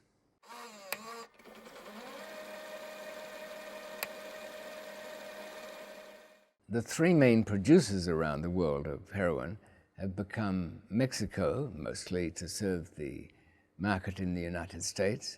In South Asia, it's Vietnam and Laos, the remnants of the old Golden Triangle, and of course Afghanistan, which tops all of them in sheer volume. And that comes from different provinces, which over the years have had sometimes droughts and sometimes interference. The Taliban actually stopped almost all of the heroin production, but they changed their mind when they saw the money. One of my first trips to Afghanistan was back in '79. When finding and making a reliable contact for heroin is best not relied upon through introduction, because the person who's introduced you, he could be an agent for the DEA. So it's better to go from the ground up. And that might mean going out to the farmlands, meeting the farmers. I've traveled out into the heartlands of Afghanistan and lived with the farmers for a few days, perhaps a week, got involved in something local, helped with a well, come to know something about their lives. And they make their own judgments. People in the village would come to trust me because I wasn't in a hurry.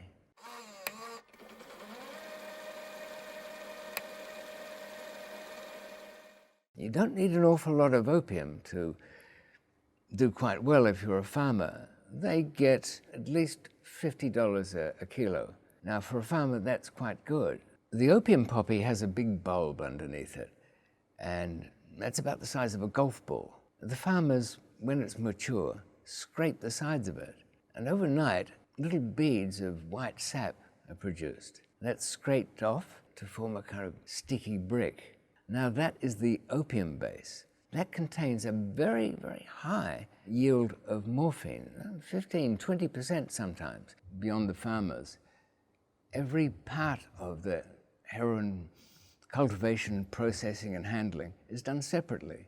None of the people connected with the supply side are really connected in any group way that you might expect with crime. They are simple people in the countryside. You would buy perhaps, say, 10 kilos of opium base. We'll call them chemists, but they're really just like skilled artisans who would take that and do the processing. Now, don't imagine some fancy laboratory or anything when it comes to that.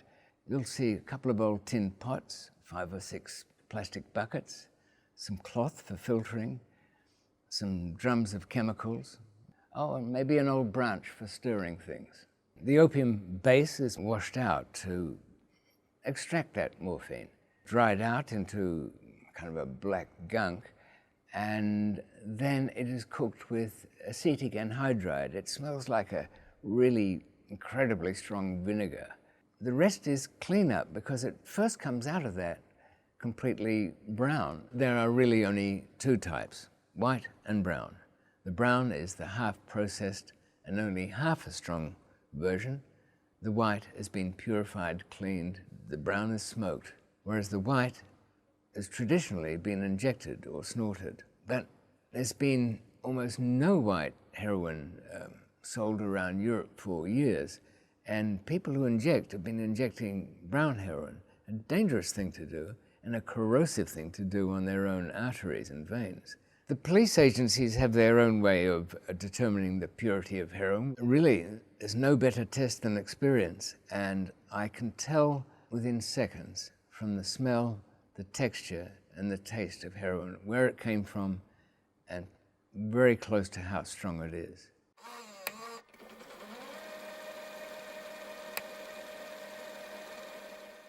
I would first have to get it out of Afghanistan. It's a landlocked country, and shipped through to Pakistan. That had its own complications across the border because any kind of commerce there, whether it's smuggling or not, involves a certain amount of lubrication of the border area, bribery.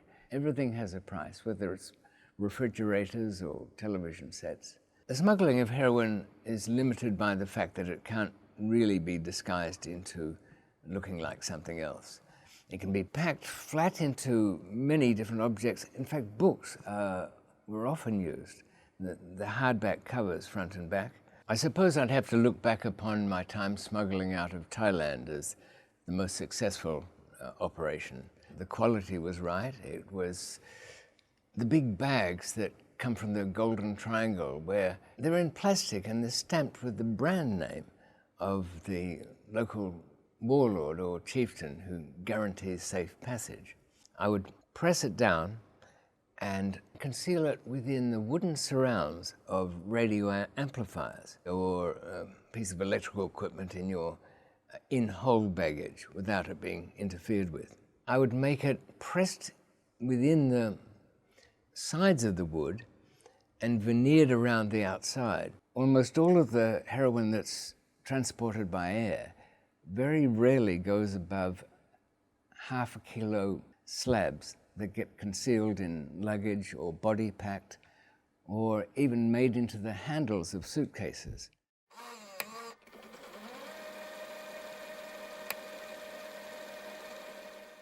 I used to carry it around by myself, but at least I knew if I did it myself, I'd be in control of my own destiny. But I relented. I found couriers. Couriers were chosen by their look. That had to pass the first test. Their stability and reliability, and also their ability to keep quiet after the event. And that was very important. I had one guy that was a kind of recruiter for me down in Pattaya, and another one in London. My recruiter in London had been kicked out of Southeast Asia, ended up at a hostel here that the government used to try and resettle people who've been kicked out of other countries. It was a goldmine of couriers. Somebody who's not relaxed and operating out of their own volition makes a very poor courier. I don't think people always have completely selfish motives. People who have families to support sometimes consider it. Poverty might make that final little push. To pass through airport security, it was important to know the airport systems very well. I would spend quite a bit of time traveling through those airports, knowing what kind of X-ray machines they used, what the staff were trained to do, whether shoes had to come off or not, how sensitive the metal detectors were. As years went on, customs teams would be trained particularly well in detecting certain kinds of things. They have some for cigarettes, they have some for drugs. They would move those teams around at different times of the day. It was important to know when that team was on. I would use multiple passports in ensuring the safety of the couriers, so that when they left a source country, they would arrive in Europe and be able to take out of their pocket another passport which showed only travel in Europe, and they would have tickets to match. I got birth certificates for people who had died either in infancy or very young pre-traveling age, and then built up the identity around that and get them legitimately issued. Arriving passengers were told to go to some arranged point, perhaps a hotel in town or a restaurant. I would watch them and to see if they'd had any problems, because it's always possible that they'd been intercepted, then they would be paid off immediately and the bags would be taken away. Then it would be put into storage for safety. I like to think of it sometimes as looking at one of those phone apps where it shows you all the flights in the world that are going on. You see thousands of them. And in a way, you can say that every one of those little planes has got somebody, maybe 4 or 5 people on board, who are carrying some amount of heroin.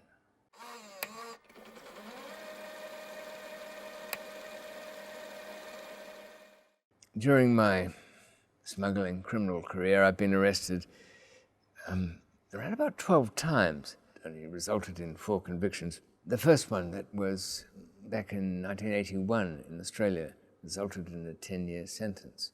I'd been under investigation by Australian police, and I was running couriers at the time. My own lawyer had told me to get out of town, but I stuck around. No, I can deal with that. They'll never catch me with anything. I was sentenced to 15 years, of which I would ultimately serve 10. There's no law in the trial. Anything can go.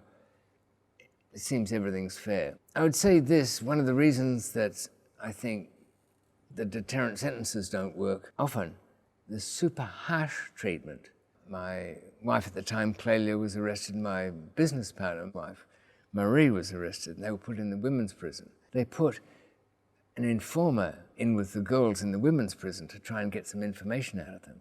Unfortunately, little Danielle was an arsonist. That's what she was in for. She set fire to the prison, and 5 women were killed, including Clelia and Marie. That was I don't have to say, it was a major low point. I felt guilty, and so I should. The police had moved into my house and trashed it. Every possession I had was gone. My wife was dead.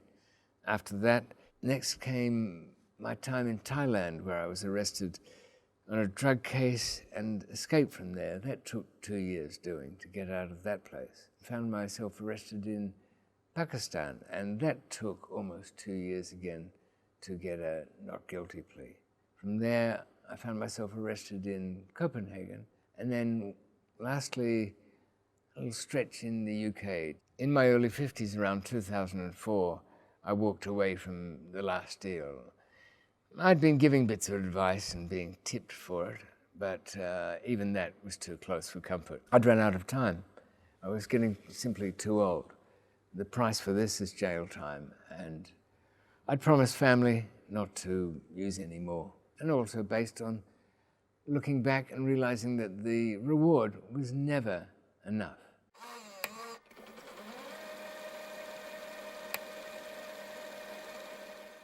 When it comes to the larger amounts, then it's all by shipping. I've known people to take hundreds of kilos of heroin and pack them into oil drums, or even in the pallets of other goods that are going. So a technique would be to order some goods through an existing and reputable firm that had agents all around the world, table lamps or even carved doors or cabinets, so that when it arrives back in the West, that's being cleared as their cargo, not yours. Sometimes customs will intercept quite large shipments. People have asked me, would this make a dent in the market? The supplies are built up at least 3 months in advance. So besides which, the intercepted cargo never amounts to the total flow going through. So those seizures, though they might make the news, a ton lost here or even 5,000 kilos there won't substantially make any difference. The shipment routes for illegal and legal heroin never overlap.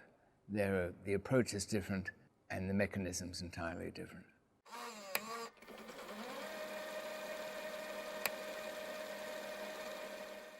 After a shipment comes in, then it's unpacked, bagged up into whatever form it's going out, whether it's in bulk in kilos or smaller amounts, ounces. It gets taken out to customers. Within a month, all would be gone. In the early days, it was so profitable. A kilo of heroin back in 1980, just personally, I could get back $1 million from that. And this was in Australia, which of course got inflated prices there. Expected purity was only at about 15%. So if I took it down to 18%, it would still be considered good. I used only dextrose to do this, but that still meant 1 kilo became 4. In the beginning, even put in place a street network, because there were a couple of streets in Melbourne which were notorious for it. Then come back to base 4 or 5 times a night and reload, as it were. There's been some changes between, say, 2002 and 2022. The retail price of heroin has dropped considerably. It's now at about its most base level. Purity is not great, but price-wise, I can't imagine any factors that would make it any cheaper or possibly take it up. Is it more available? It is, but there is no market beyond a certain point. The popularity of heroin goes in waves of different fads and fashions. There's a solid core of people who are fully addicted, and they don't change much. Street-level heroin is, of course, not pure. It would be dangerous if it were.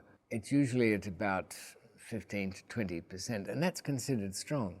The cutting agents for brown heroin, usually mannitol. It's really a baby laxative. In recent years, heroin's been cut with a drug called fentanyl. It's a synthetic opioid, but it's a very dangerous drug.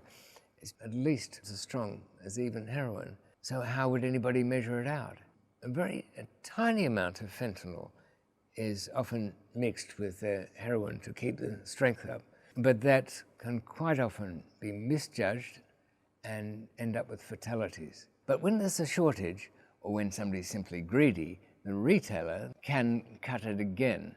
And this can be potentially dangerous because it will seem weaker, and people will adjust to using weaker and they'll use more, so that when they get what used to be the standard batch, it'll be quite a bit stronger, and there's a potential for overdose. But it has to be kept in mind, very few people die directly from an overdose of heroin. It's usually when mixed with alcohol or sleeping pills. It almost never happens when it's the heroin alone that finishes somebody off and takes them over the top.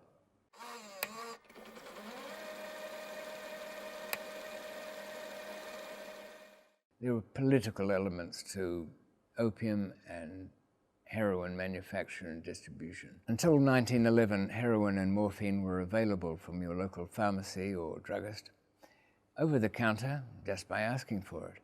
In fact, heroin was promoted as a kind of cure-all. Little heroin pills were made by Bayer in Germany. But after 1911, the Harrison Act was passed in the United States, which turned attention to addictive drugs.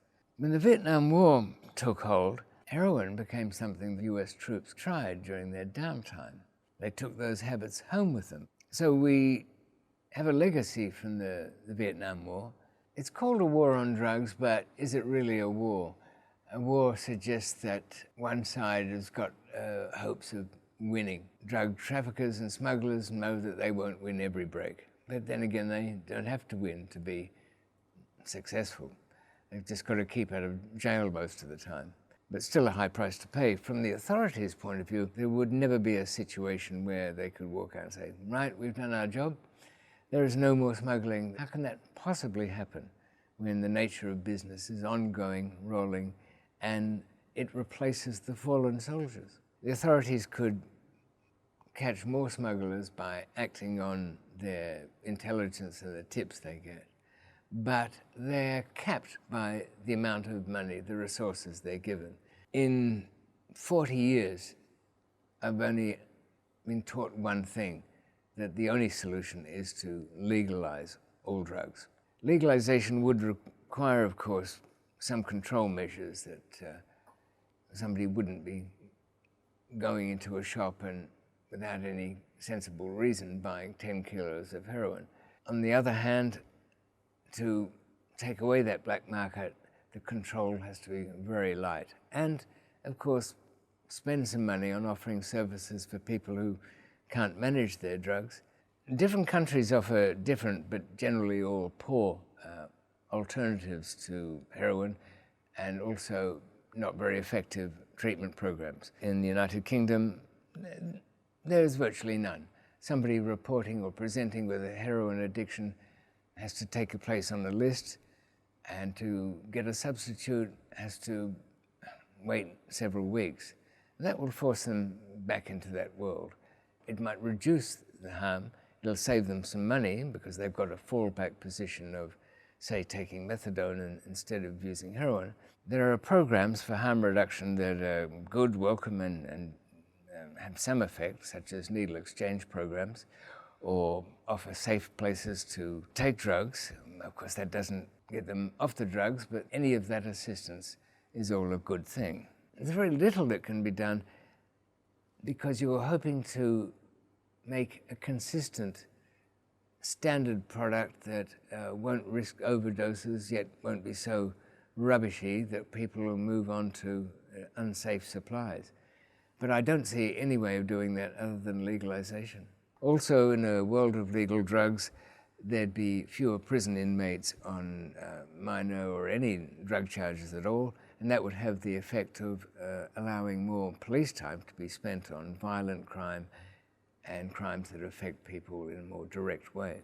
To help source countries, we would have to do more than simple crop substitution, which so far hasn't worked. It's not much better than the deadly crop eradication, which has left a lot of farmers destitute.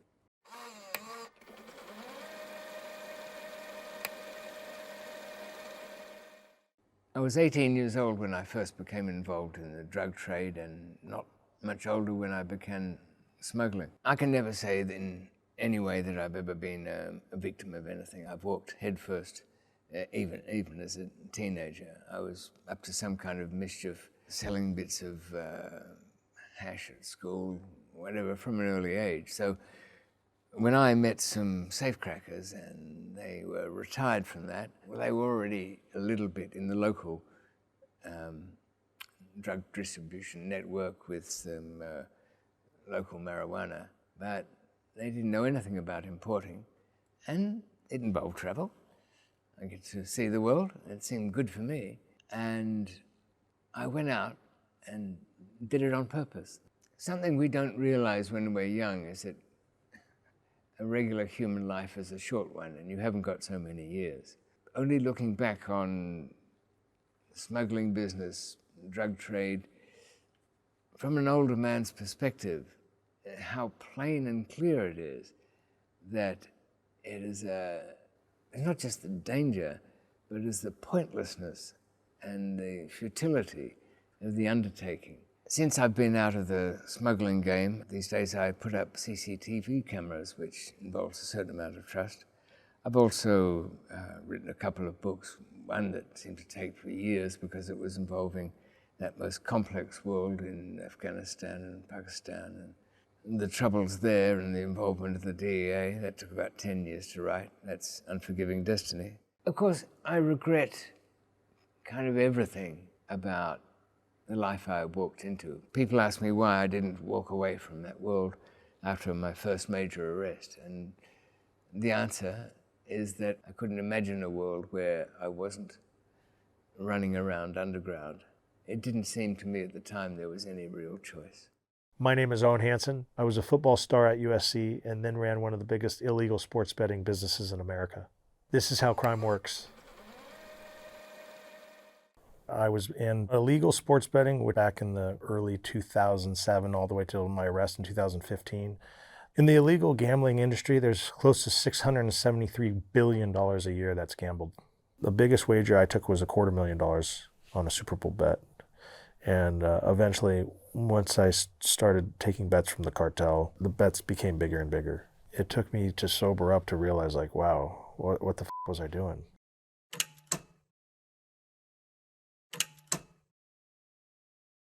I was recruited by USC in 1999, 2000 for volleyball, and I got offered a volleyball scholarship 2 years later, walking onto the USC football team. I was a tight end for the 2003 and 2004 national championship team, and I was on special teams as well. My first job interview I had, and it was for a big real estate developer out of Los Angeles. I showed up with my national championship ring, and he hired me on the spot. He said, man, I want you part of my team. So, right out of college, 2004, 2005, I'm, making almost six figures, and I'm getting paid commissions on any deals I bring in, and life was good, right? That's what you go to school for. You go to USC for the networking, and that's what I did. I networked with everybody. I had this Rolodex, and I would keep their phone number, keep their email, and always put it in my mind. Dad's proud, mom's proud. Everyone's looking at me like, wow, the golden boy, the SC golden boy. He graduated, he's working for a developer, he's going to be the man one day. And then that recession hit, 2007. And I remember I was like the first one or two guys to go. And obviously growing up as a kid, you watch, the great movies like Goodfellas and Casino and Scarface. So I was like, man, what if I could be a bookie? I went to my Rolodex, and I remember my dad had a friend that was Italian that was a bookmaker. And I was like, man, maybe if my dad will understand the situation that I lost my job, maybe he'll introduce me to his friend. And I kept begging my dad, and finally I think after like the 15th time, my pops is like, all right, one meetup with Tony and that's it. We met at this underground bar, and it was like a basement. I walked in, and I gave Uncle Tony an Italian kiss on each side. I said, I got the perfect network, man. Let me utilize it. He says, man, listen, I'll see what you can do. I'm going to my friends that are now in the NFL. I'm going to my friends that are working on Wall Street, and everyone's starting to bet with me. And the first 6 months, on one player, this big contractor, commercial contractor, he lost $1 million in cash. I got paid $200,000 commission. And I went back to Uncle Tony. I said, Tony, man, I'm doing all the work, man. You guys are taking 80%. I said, you got to let me These are my customers. Let me get a little more, man. He goes, I can't do it. And that day forward, I said, okay, you can't do it? No problem. I'm going to figure out a way to do it myself.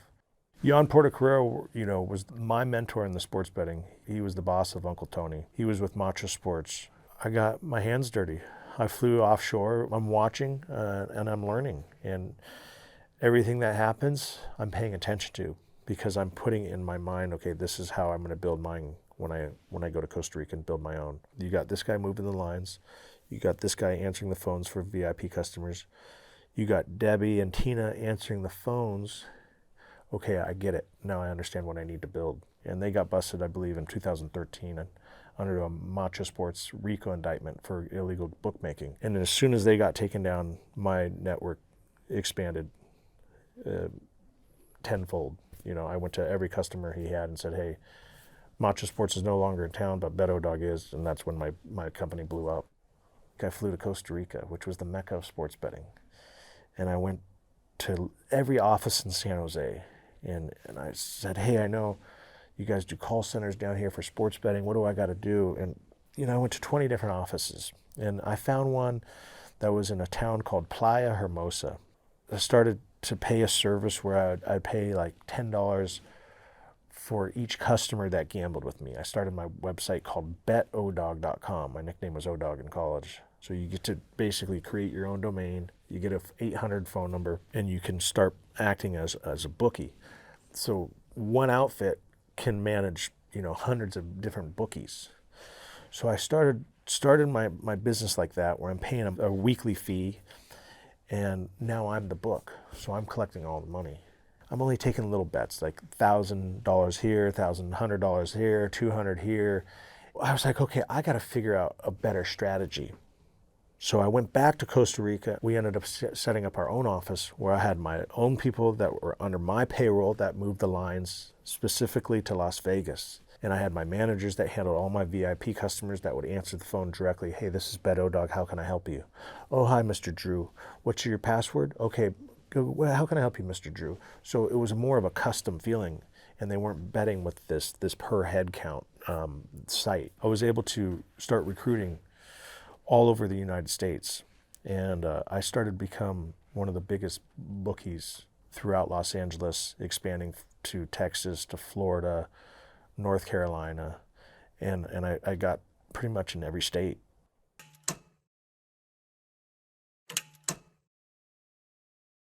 I was in illegal sports betting back in the early 2007 all the way till my arrest in 2015. Sports betting became legal in 2018. It became legal on a state-by-state basis, and it eliminated the federal ban. The difference between legal sports betting and illegal sports betting is very simple. Illegal bookmaker usually is offshore, has a website that's ran through usually Costa Rica, Panama, and you call an 800 number, or you place your bet through an app that's offshore. Illegal sports betting website is, you put your credit card down, there's a know your customers form you have to fill out, and everything's monitored, and you pay taxes on that money. The sports betting world that I was in, was obviously illegal. It was offshore. I would give a line of credit, meaning that if you wanted to play with me, it was like an American Express credit card. I give you, say, a $10,000 line of credit, that's week to week, and come Monday, once the last Sunday night football game is graded, you pay me, Monday, Tuesday, or Wednesday the following week. And if you don't pay me, then, we obviously have to go to other matters, whether it's, making phone calls or sending someone to pick up the money. And that's what's different from today's, legal sports betting. When you're gambling through like the BetMGM or FanDuel, any of the big outfits, you put a credit card up or you deposit cash, and that makes it legitimate. So the casinos or the sports books nowadays never have to worry. They give so much more credit as far as like free play. So if you deposit $1 million, then you get $100,000 in free play. As a bookie, we offered the same thing, but we're giving you a line of credit. So you have to basically lose the money before we collect.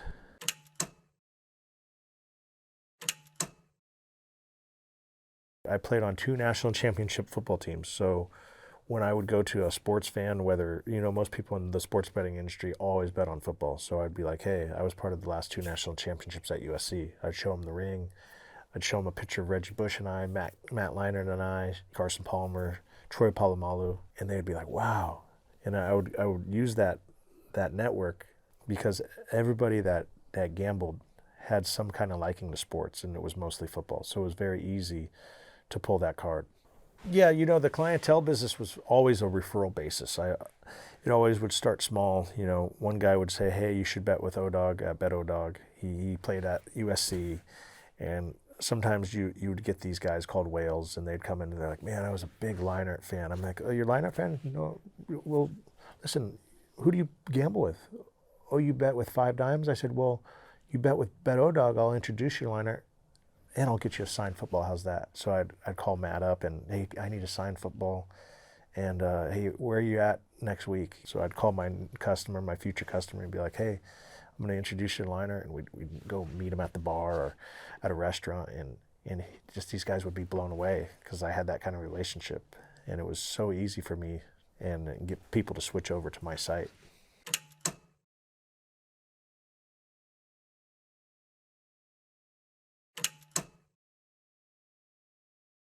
My first whale that I pulled in was a general contractor. He was extremely large in the commercial construction space. When I was working at the real estate developer's office, that this contractor would always step outside, and I would hear him betting on sports. I went back to him and I told him, hey, I know you gamble.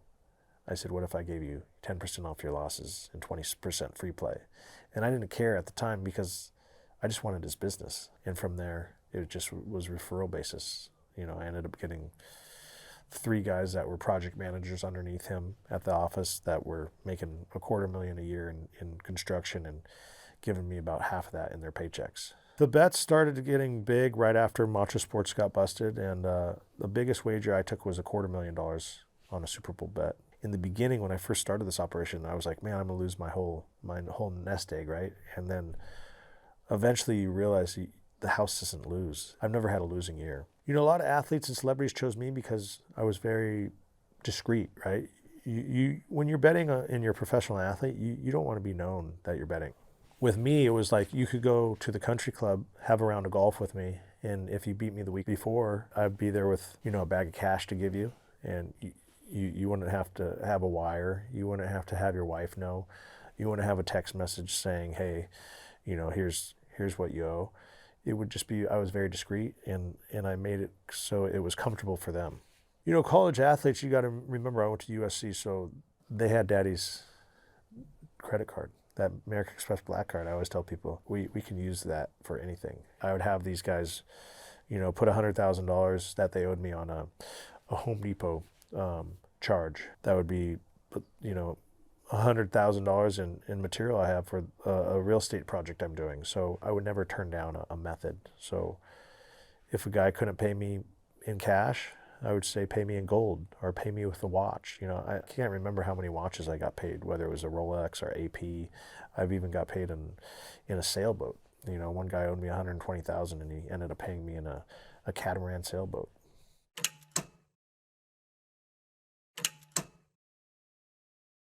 Yeah, as a bookmaker, you're always trying to get an edge, whether, you get inside information on a team. Let's just say, for instance, that UNLV's quarterback's going to be out because let's just say he had a cold and no one knew, but if I knew the wide receiver and he came and told me that information, I would be like, okay, let's change the odds real fast here. Let's put the odds in our favor now because we know the quarterback's not going to play. So you get an edge, and anytime you have an edge in sports betting, it's huge. As a bookmaker, at a very young age, my mentor told me, hey, why don't you see if your old quarterback will throw the game? We'll offer him $100,000. So it happens. It's just whether it can be played out, because when you're gambling in the Division I sports, you got a lot of eyes on you. Now, if it was like a smaller school, like a Division III school, then it would be a lot easier to pay someone off. A prop bet is a proposition wager. So it would be, let's give an example. If Kansas City's playing the Philadelphia Eagles in the Super Bowl, the proposition bet would be who's going to score the first touchdown. Would it be Kansas City Chiefs or the Philadelphia Eagles? Or another prop bet could be, will the quarterback throw over or under 2.5 touchdowns? So prop bets make the game more exciting. So you can have it for specific players, you can have it for teams, you can have it for anything basically. You can even have a proposition, who will become president of the United States? Will it be Obama or will it be President Trump? So that's what a prop bet is, a proposition wager. Once the system was in place, I realized that I had so many gamblers betting on sports, I decided to expand my gambling empire. And I started to realize there was a niche for a live dealer. So I would offer my clients that were betting on sports now to bet on table games. In Costa Rica, I set up a live dealer where I would have a blackjack table and I would have the cameras on the dealer. So now I have my dealer in Costa Rica on camera, basically dealing the cards. And now as a customer, you feel like you're not getting cheated because you're playing against a real dealer that's live. So once I expanded that, I had a lot more clientele coming to me now because now they didn't even have to go to Las Vegas. NFL star who got indicted on my case, won 3 Super Bowls, Derek Lavelle, was a gambling customer of mine. Paris Hilton was one of my A-list celebrities that bet with me. There's definitely a lot more, but I'm not going to go into detail.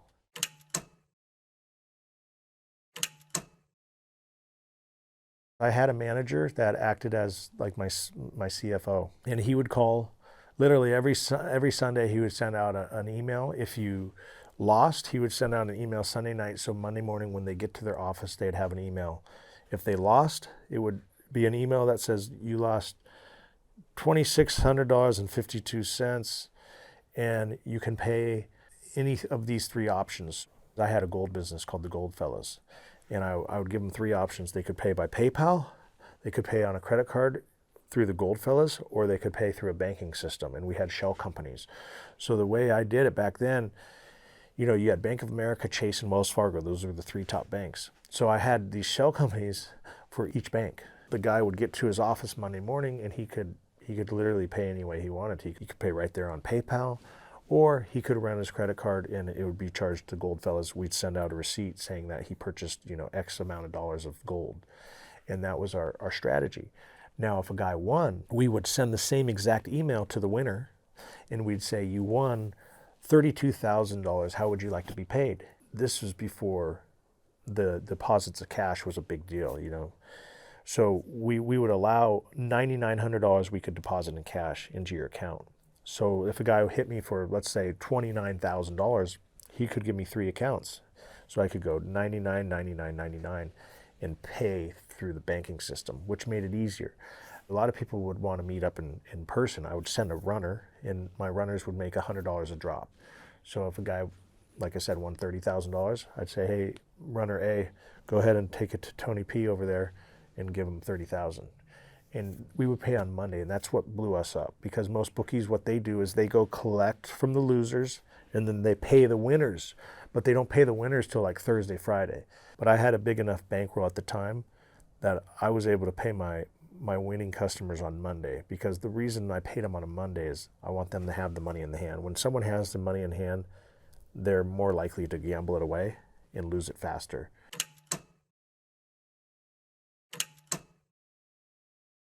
Once the bets were in and I've collected the winnings, the way I hid the money was gold and silver. My credit system was all based on how fast and how well you paid me. So if you were on a credit line of $20,000 and in the first week you lost $10,000 and you paid me, right away without any excuses, I would bump that credit line up to $50,000. If you gave me any kind of reason that you couldn't pay, like if you were a slow pay, like it took you a month to pay me a $5,000 marker, then I would drop your line of credit. I try to minimize the credit card transactions because, like I said, you don't want much of a paper trail. Towards the end, some people couldn't pay me with cash, and that's when I set up the gold company. And I offered a gold service where I had, private vaults in Beverly Hills, and if you purchased gold from me, I would store your gold and silver there. And if you if you needed to be paid in cash or gold, I offered that option. So it made it simple for me, because a lot of guys, say in North Carolina, that owed me, let's say, $50,000, I'd just say, hey Timmy, I'm going to run your credit card for 5 days for right around $9,000, and I'm just going to send you an invoice for some gold that you purchased from me, and that would legitimize the transaction.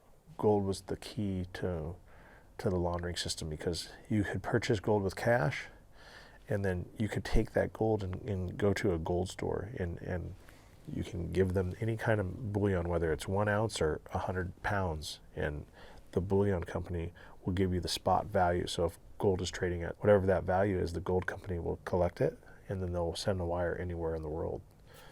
So that's how I would launder it. One of the ways I had to get money out of a country was through bullion. I was in Australia, and one of the ways that I was going to get the gold out of Australia was to research what's the most popular thing. And I did some homework, and I found out that Ugg boots are the most sold items in Australia. And so I purchased, thousands and thousands of pairs of Ugg boots, and I'd have the 1 ounce rounds, and I would take 4 1 ounce rounds, and I'd put it in the sole of the Ugg boot, and I would tape underneath the sole. At the time, I want to say it was, $1,500. So you're looking at $6,000 per Ugg boot. There's 2 Ugg boots, that's $12,000. And I was, sending 10 pairs of Ugg boots every week. So that's 120 grand I'm laundering through Ugg boots and gold weekly. You have to move money offshore because you want to protect yourself from the U.S. government. And when you're offshore, you avoid the U.S. government finding the money, obviously. So anytime you can get somewhere where that country doesn't associate with the government or cooperate with any kind of illegal activity with the government, then that's the best place to launder it offshore. ATMs was key for my business, because when someone goes into a bank, they're not going to have issues pulling out the cash if they're owner of an ATM business. So the guys that are working for me own the ATM companies. For TB, for instance, I can talk about him. He was indicted on my case. When he would go in and pull out, let's say, $80,000 on a Monday and $100,000 on a Tuesday, the teller is not looking at him like he's some drug dealer, right? The teller is looking at this business that says ATM Unlimited, and he knows right away, like, that teller knows, okay, this guy's in the ATM business. This cash is going into ATM machines that's servicing people throughout the United States when they use their ATM machine. It made it really easy to launder the money through the ATM business, because he was benefiting by making 3%, and now I'm getting bags of cash without any eyes being raised. In the beginning, it was like $1 million a week, and then towards the end of my downfall, I would say, we were taking in between $10 and $20 million of bets in a week. Man, the most sophisticated money I was moving was the Bank of China. The Bank of China in Australia allowed you to deposit cash at any given time. They would transfer the money anywhere in the world you wanted it. So I would come into the Bank of China with different IDs, and I had, 10 different aliases between me and 4 other guys, and the Bank of China would look at us. It wouldn't be our name, but they wouldn't know because they had no clue. And they would wire anywhere in the world for us. And that was the key to my moving my money the fastest, besides the casinos. The casinos are the best and fastest way to launder money, because there's never any question. Because when you're dealing with these high roller, these clients that gamble in the casino, it's very common for them to have money either wired into the cage or cash brought in through gambling methods.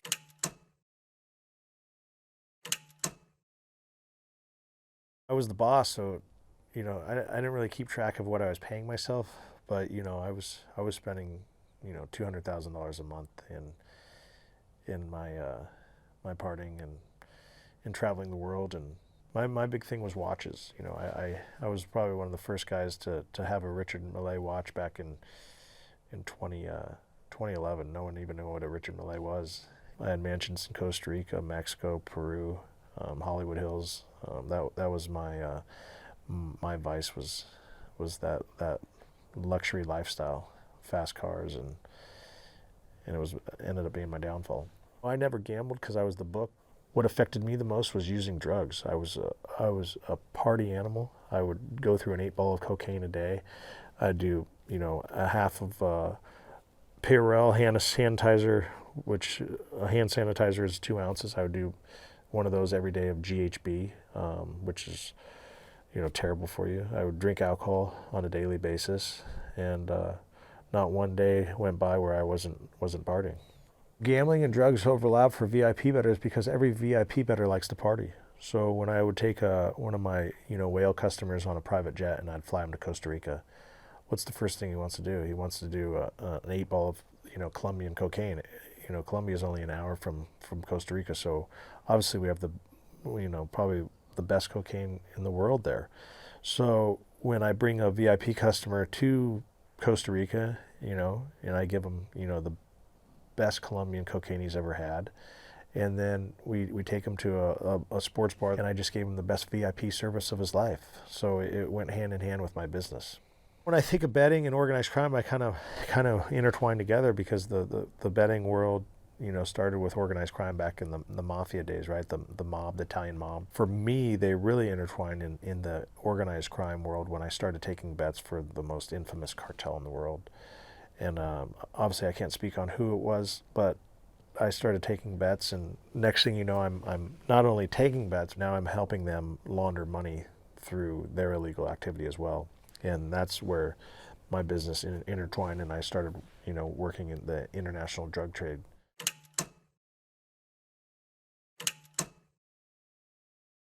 I had a bookie out of Newport Beach that worked underneath me, and he was Hispanic. And one day he started to have this customer bet large amounts on football, and he started paying me every week, and it was like bags of cash, like $250,000 at a time in duffel bags. And I remember telling this sub bookie, I said, "Man, you got a whale on your hands." He goes, "Yeah, I got a guy out of Mexico that bets with me." And I said, "Well, man, keep him happy. Whatever we need to do, keep that man happy," because I said, these are like once in a lifetime customers. So I'm getting these duffel bags dropped off. I'm like, man, whatever this guy wants, you just let him know. We give him the VIP treatment. He's no reason for him to go to Vegas. He bets with Bet O-Dog. The sub book, I said, hey, whatever that guy needs, if he needs, Laker tickets, if he needs Dodger tickets, whatever he wants, if he wants to stay at the Four Seasons and have dinner on me, let him know. And didn't think anything of it. And then finally, this customer of my sub bookie, he finally hit. He hit for close to $250,000. And as a bookie, you always want your customer to win. I tell people, if your customer loses every day, every game, every week, every month, guess what? He's going to quit. He's not going to keep doing it because it's not fun. You can't be greedy. You want to be able to give him some, because when you give him something, then guess what? He's going to lose that back plus some. So I said, Monday morning, you're going to be there at 8 a.m. sharp. I said, I want you to go give him this duffel bag of his money because he's going to be expecting it. And a couple days go by, my sub bookie says, hey, my uncle really liked how you handled that payment. That was my uncle that's been gambling. He gambles. He lives in Mexico. And he says, by the way, he wants to talk to you. And he slaps this encrypted phone on the table. We're at Javier's Mexican restaurant in Newport Beach. And he gives me that encrypted phone. I'm like, what the is this? And he's like, there's no microphone. There's no GPS. He says, you can't call on it. He says, all you can do is email. He says, there's 3 passwords to get into that encrypted phone. I'm like, and he writes me a message, and I read it after I got in three passwords deep, and I get in there, and he says, Wedo, I like the way you do business. Thanks for paying me. I wrote him back. And then he responded back. He goes, I know as a bookmaker, you probably have cash throughout the United States. Do you think you can help me move some money around, and I'll pay you? And then he told me I need $100,000 dropped off in San Diego. He goes, every time you drop off money for me, I will give you 10% fee. So I'm making 10% to drop off $100,000. That's 2 hours away. 100,000, 10%, that's $10,000 for a 2-hour drive. That's easy. So for me, I just called Tony, my bookie, or Ryan, my bookie, or Robert, or Matt. I say, hey, Matt, can you drop off $100,000 in San Diego at National City? Boom, he drops off $100,000. This guy sends me an encrypted message saying, hey, where do you want the $110,000? So now I just dropped off 100,000 cash, and now this guy, we'll call him El Jefe, is taking 110 and putting it anywhere in the world. Well, guess what? I'm running this big operation in Costa Rica where I have a 20,000 square foot building. So it'd be really easy if he sends me that 110,000 to a Costa Rica bank account. Now I can pay my employees, and I have money to pay for my rent, pay for my house I'm building. So now I'm helping this member that lives in Mexico clean his money. And he needs things done. In North Carolina, he needed a couple 100,000, same thing. So now we're working hand in hand, and he's paying me a fee. But unbeknownst to me, I still don't know what kind of trade he's in. And it gets bigger and bigger, and it starts to snowball. And next thing you know, I'm moving money all over the world for him. Now at this point, because I was making so much money with the cartel and working for them, this whale customer of mine became, my number one focus. So once I started working for the cartel, the gambling was just like an add-on to my business. I had the cartel's backing as far as betting wise. They gave me any kind of money I needed to take bets. When you're dealing with the cartel, you can be killed at any time because they have an army of guys that work for them. They have these guys called sicarios that are basically their hitmen. So obviously, I didn't have to stress when I was dealing with, these celebrities or these professional athletes. But when I'm dealing with the cartel, you obviously got to stress and look over your shoulder all the time. I ship drugs internationally for, obviously, the cartel. I worked to Australia, to Canada, to Italy, to Amsterdam. Obviously, this is all public record, so I can talk about it. And throughout the United States. My big focus was cocaine, and obviously we did deal with ecstasy, MDMA, and towards the end they were shipping kilos of China white heroin. I tell people not one day did I not fall asleep with my eye open. Like, I would always have one eye open when I slept. And anytime I traveled with my security guards or my sicarios later when I started working for the cartel, you're always on pins and needles. You're always thinking that something bad could happen. And yes, I obviously regret it, but it's the path that I chose, and I have to live with it forever. And I'm glad what happened, and I went to federal prison because I tell people going to prison is the best thing that happened to me. It saved my life. I can't really discuss business on the cartel because that would be considered cooperation, and that would end up probably costing me my life. Obviously, the FBI gave me the opportunity to cooperate against the cartel, and I refused just to save my life and my family's life. So I can't really talk about that but I think anybody that knows anything, the cartel obviously runs off of illegal drugs, and that's how they make their money. Common sense.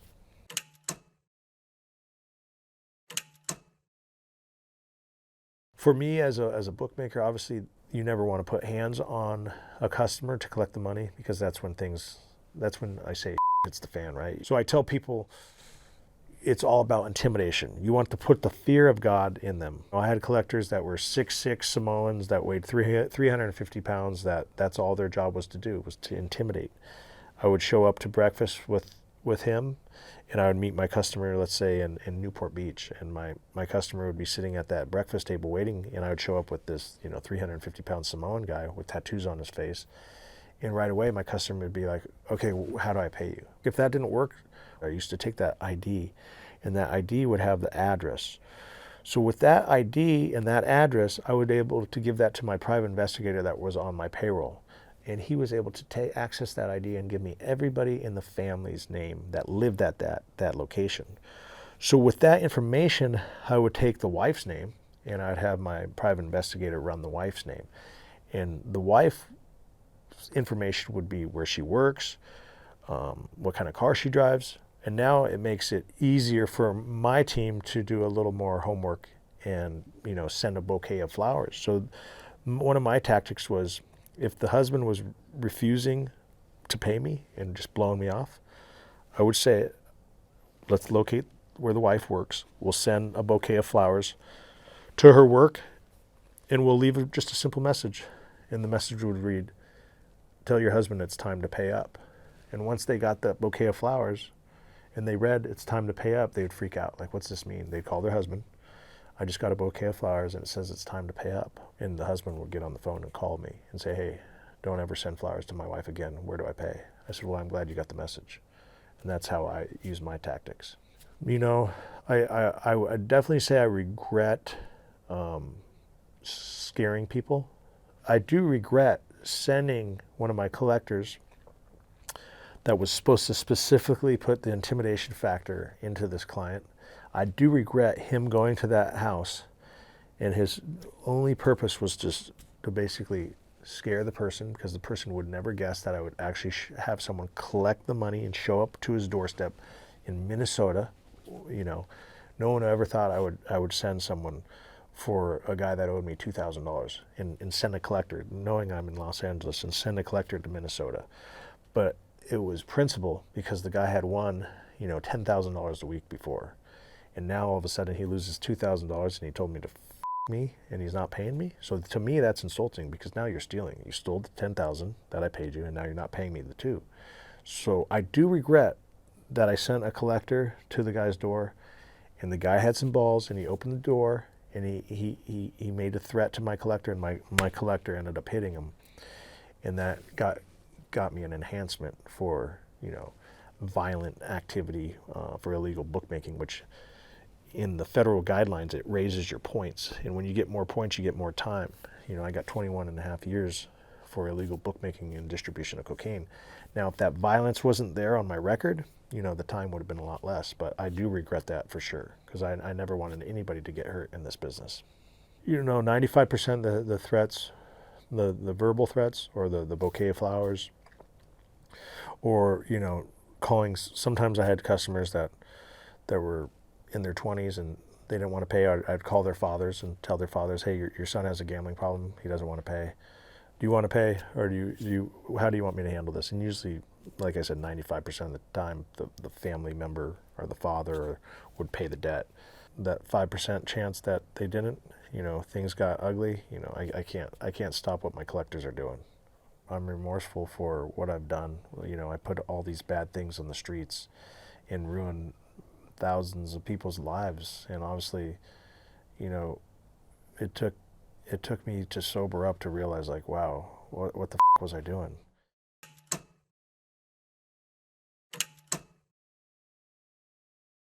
Going to the University of Southern California, or the University of Spoiled Children, raised from a father that was a construction worker, my mother was a librarian, you realize that you need to figure out how you're going to survive. Being sidelined as a volleyball player with an injury, my coach pulled me over and called me in the office, and he said, hey, Hanson, I need you to work on your arm strength, because it's not as strong as it used to be, and your vertical jump. And when he told me that, he says, I'm going to redshirt you. And in college, when someone tells you you're going to be redshirted, it's basically saying you're put on the bench, you're kicked off until you get better, or until you recover, your injury recovers. So that day, I just remember, like, I was so bummed out. I came to USC to play sports, and I said to myself, man, what am I going to do to speed up this recovery? And I decided to go to Gold's Gym and talk to the biggest bodybuilder there. And he said, you want to do it illegally? I said, yeah, I want to do it illegally. He says, you got to get steroids. And he starts writing down these names for me. And he goes, they're really expensive. And he says, well, I suggest if you don't have money, you can go to the veterinarian in Tijuana. I had my grandfather's car, 1989 Toyota Camry. And I got in that car and I drove to the Tijuana border. Pull up to the Pharmacia, and I knew I was at the right spot, because there's like 6 bodybuilders in there, just big dudes. And I was like, okay, this is the spot. And I go in there and I slap the list of names on there, and the lady's just marking it off. We got that, we got that. And I'll never forget, she gives it to me, and I'm thinking to myself, okay, how am I going to get these things back? You know, I got all these steroids. I can't just walk across the border back with them. They're going to stop me. I saw there was some gauze and some medical tape that was near the bathroom, and I said, do you mind if I use your restroom? She's like, yeah, go ahead. I said, can I purchase some of the gauze and medical tape? And she's like, yeah, go ahead. So I go in the bathroom and I drop my drawers, and I got my compressor shorts on from my USC volleyball days, and I drop those, and I just start taping up all these steroids, the vials, and making it, you know, long, and I'm like, okay, how am I going to fit it? I'm going to have to fit it in my crack, okay, and then the pills, okay, I'm going to wrap those around my legs, and I wanted everything to look as small and compact as possible. And I remember putting my compressor shorts on and going, all right, let's go. I walked across the bridge back to the U.S. side, and you get stopped by customs. And they ask you, are you bringing anything back? They said, what were you doing in Mexico? And my heart dropped. Like, I'm about to lie to this guy, right? I'm like, I was at Papa's and Beer. We were having some drinks and some tacos. He says, welcome back to America. And he went like this. My heart just was like, wow, what a rush. And to this day, every time I tell the story, I still get goosebumps thinking about that feeling you have that you just broke the law and you just beat the system. And from that day forward, I was like, okay, I'm going to do this for the rest of my life. Because that rush was what I kept chasing and chasing and chasing until it got bigger and bigger and bigger, which led to my downfall.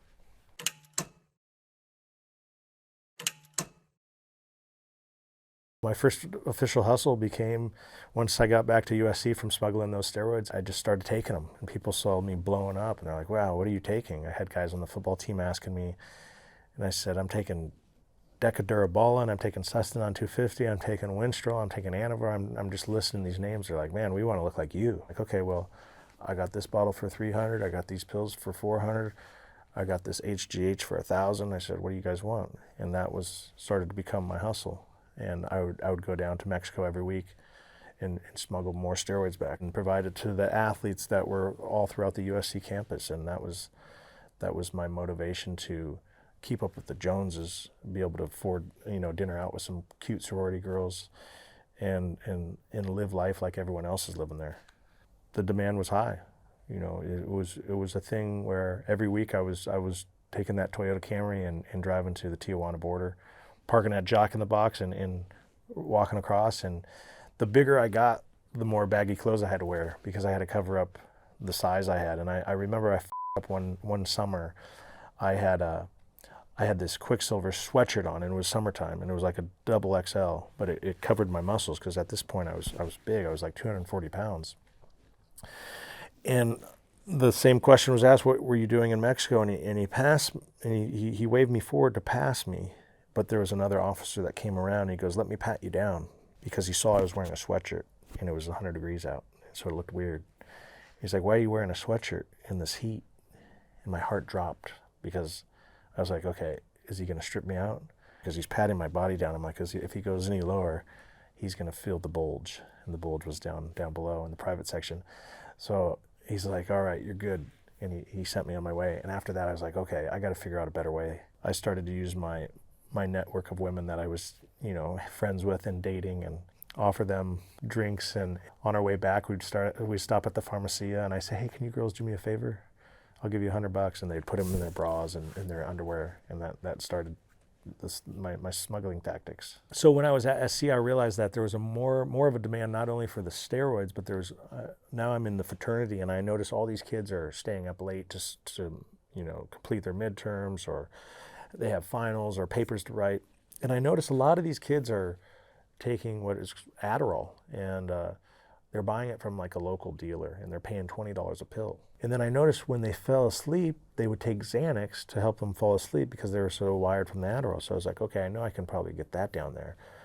So I started to drive to Mexico and start picking up the Adderall, the Xanax, the Valiums, the Somas. And now I became this black market concierge where I was providing everything from performance-enhancing drugs for the athletes to Xanax and Adderall for the guys that were in the fraternity or the sorority girls that are staying up. And that became my new hustle, and the markup was ridiculous. I was paying, I believe, 50 cents for a Xanax, 2 milligram, and we were selling them for $5. So it's 1,000% markup, and it's something small and compact, and I can easily transport it across the border. And it's only a 2-hour drive from USC, so it worked well.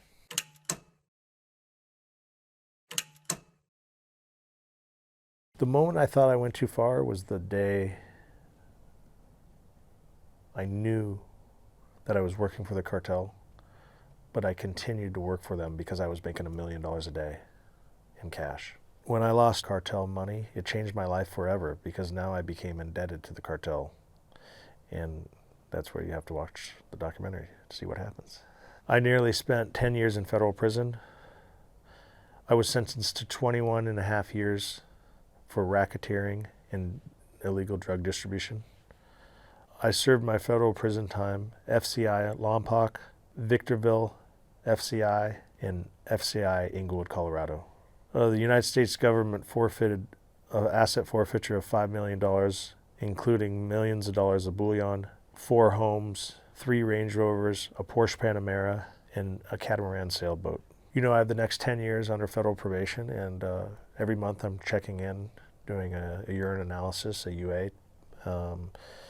I have to meet up with my probation officer weekly and give him reports for every kind of transaction I do, for banking, any kind of money I spend. So it's difficult, but you know what, we're going to get through it, because it's a lot easier when you're not doing anything illegal, and it feels good for once. You know, I was cutting corners because I wanted to make that fast cash, and that fast cash ended up costing me, 10 years of my life. You decide you want to go down that path, and you want to be some quote unquote gangster. Well, guess what? Gangsters belong in prison, and you're going to end up in prison one day if you go down that path of organized crime. My future goals is to create something that's the opposite of what I was doing in the past, right? I was putting these bad things on the streets, and my new goal is to put healthy treats on the streets. And the way I'm doing that is I've created this brand called California Ice Protein, and it's a protein ice cream. I wrote my book, The California Kid, while I was in federal prison, and now that's been released and that's out. And for the last 6 years, I've been working on the documentary called The Cocaine Quarterback, and that's with Mark Wahlberg's company, Unrealistic Ideas. I had a great relationship with my father. My father was my best friend. He still is my best friend to this day. And the relationship obviously was damaged when I went to federal prison, because your parents don't know that you were involved in organized crime. And I remember looking at my mother, and she was very disappointed, and my father as well. But I think they've accepted the fact that I made the mistakes, and I believe they see that I'm not going down that path again, and I've changed my life for the better. And I hope everybody believes in a second chance, because I'm a prime example of a redemption story.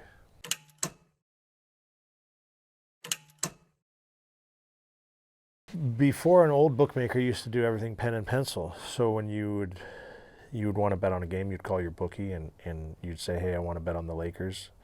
And the bookmaker would say, okay, we got the Lakers at -10, over-under is 202. So the player would bet it based off the line the bookmaker would give you off the phone and write it down on the paper. And that was the old school way. And then eventually people started betting through the app online, which technology has grown, where it started with www. Now people have betting apps where they can just bet directly off the app. And now it's gotten so big, it's called live wagering. So if you're watching a basketball game and you bet the game for, let's just say the total was, over 202, and all of a sudden you're watching the game and you're like, man, my total's not going to hit. So now you can literally place a wager at the time of the game. So it could be the fourth quarter with 2 minutes left, and you can still place a wager to chase and hopefully catch up to your bet that you're going to lose. This day and era, I think Bitcoin is obviously the number one currency used for this illegal activity of sports betting. And I remember, man, I kicked myself for this one. My manager at the time was calling me and saying, hey, this guy wants to pay us in Bitcoin. This was like 2015. And I think Bitcoin was like $50 a coin at the time. I'm like, man, I don't want anything to do with that cryptocurrency stuff, man. I don't trust it.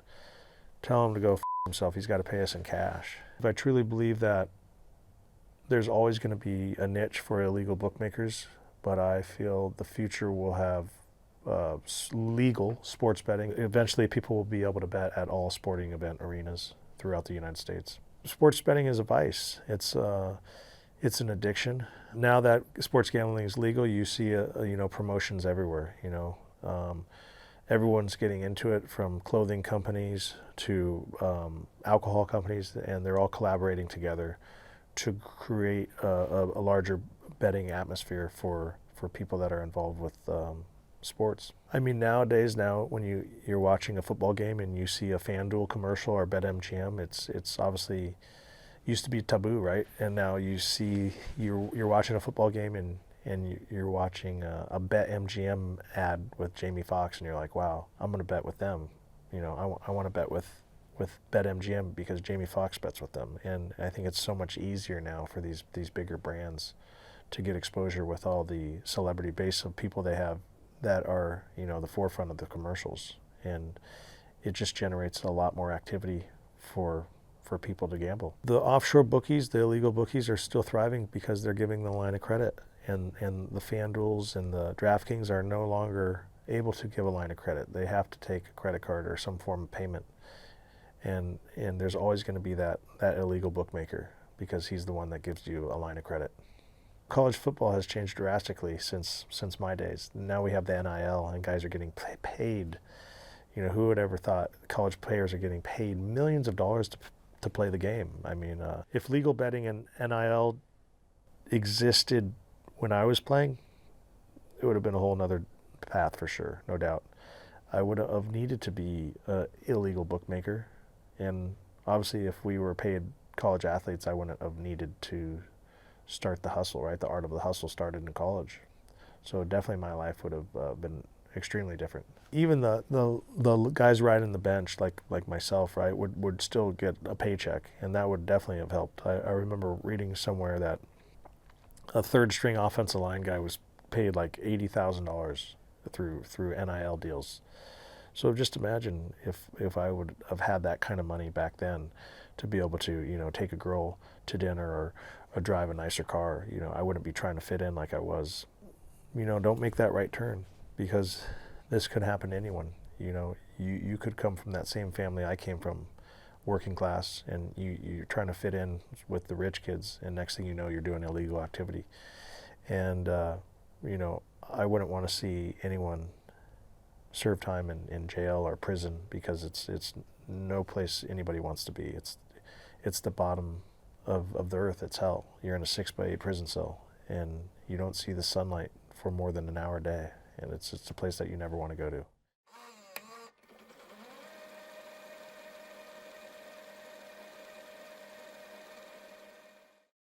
Hi, I'm a producer on How Crime Works. If you like this video, please subscribe and comment below with more topics that you would like us to cover.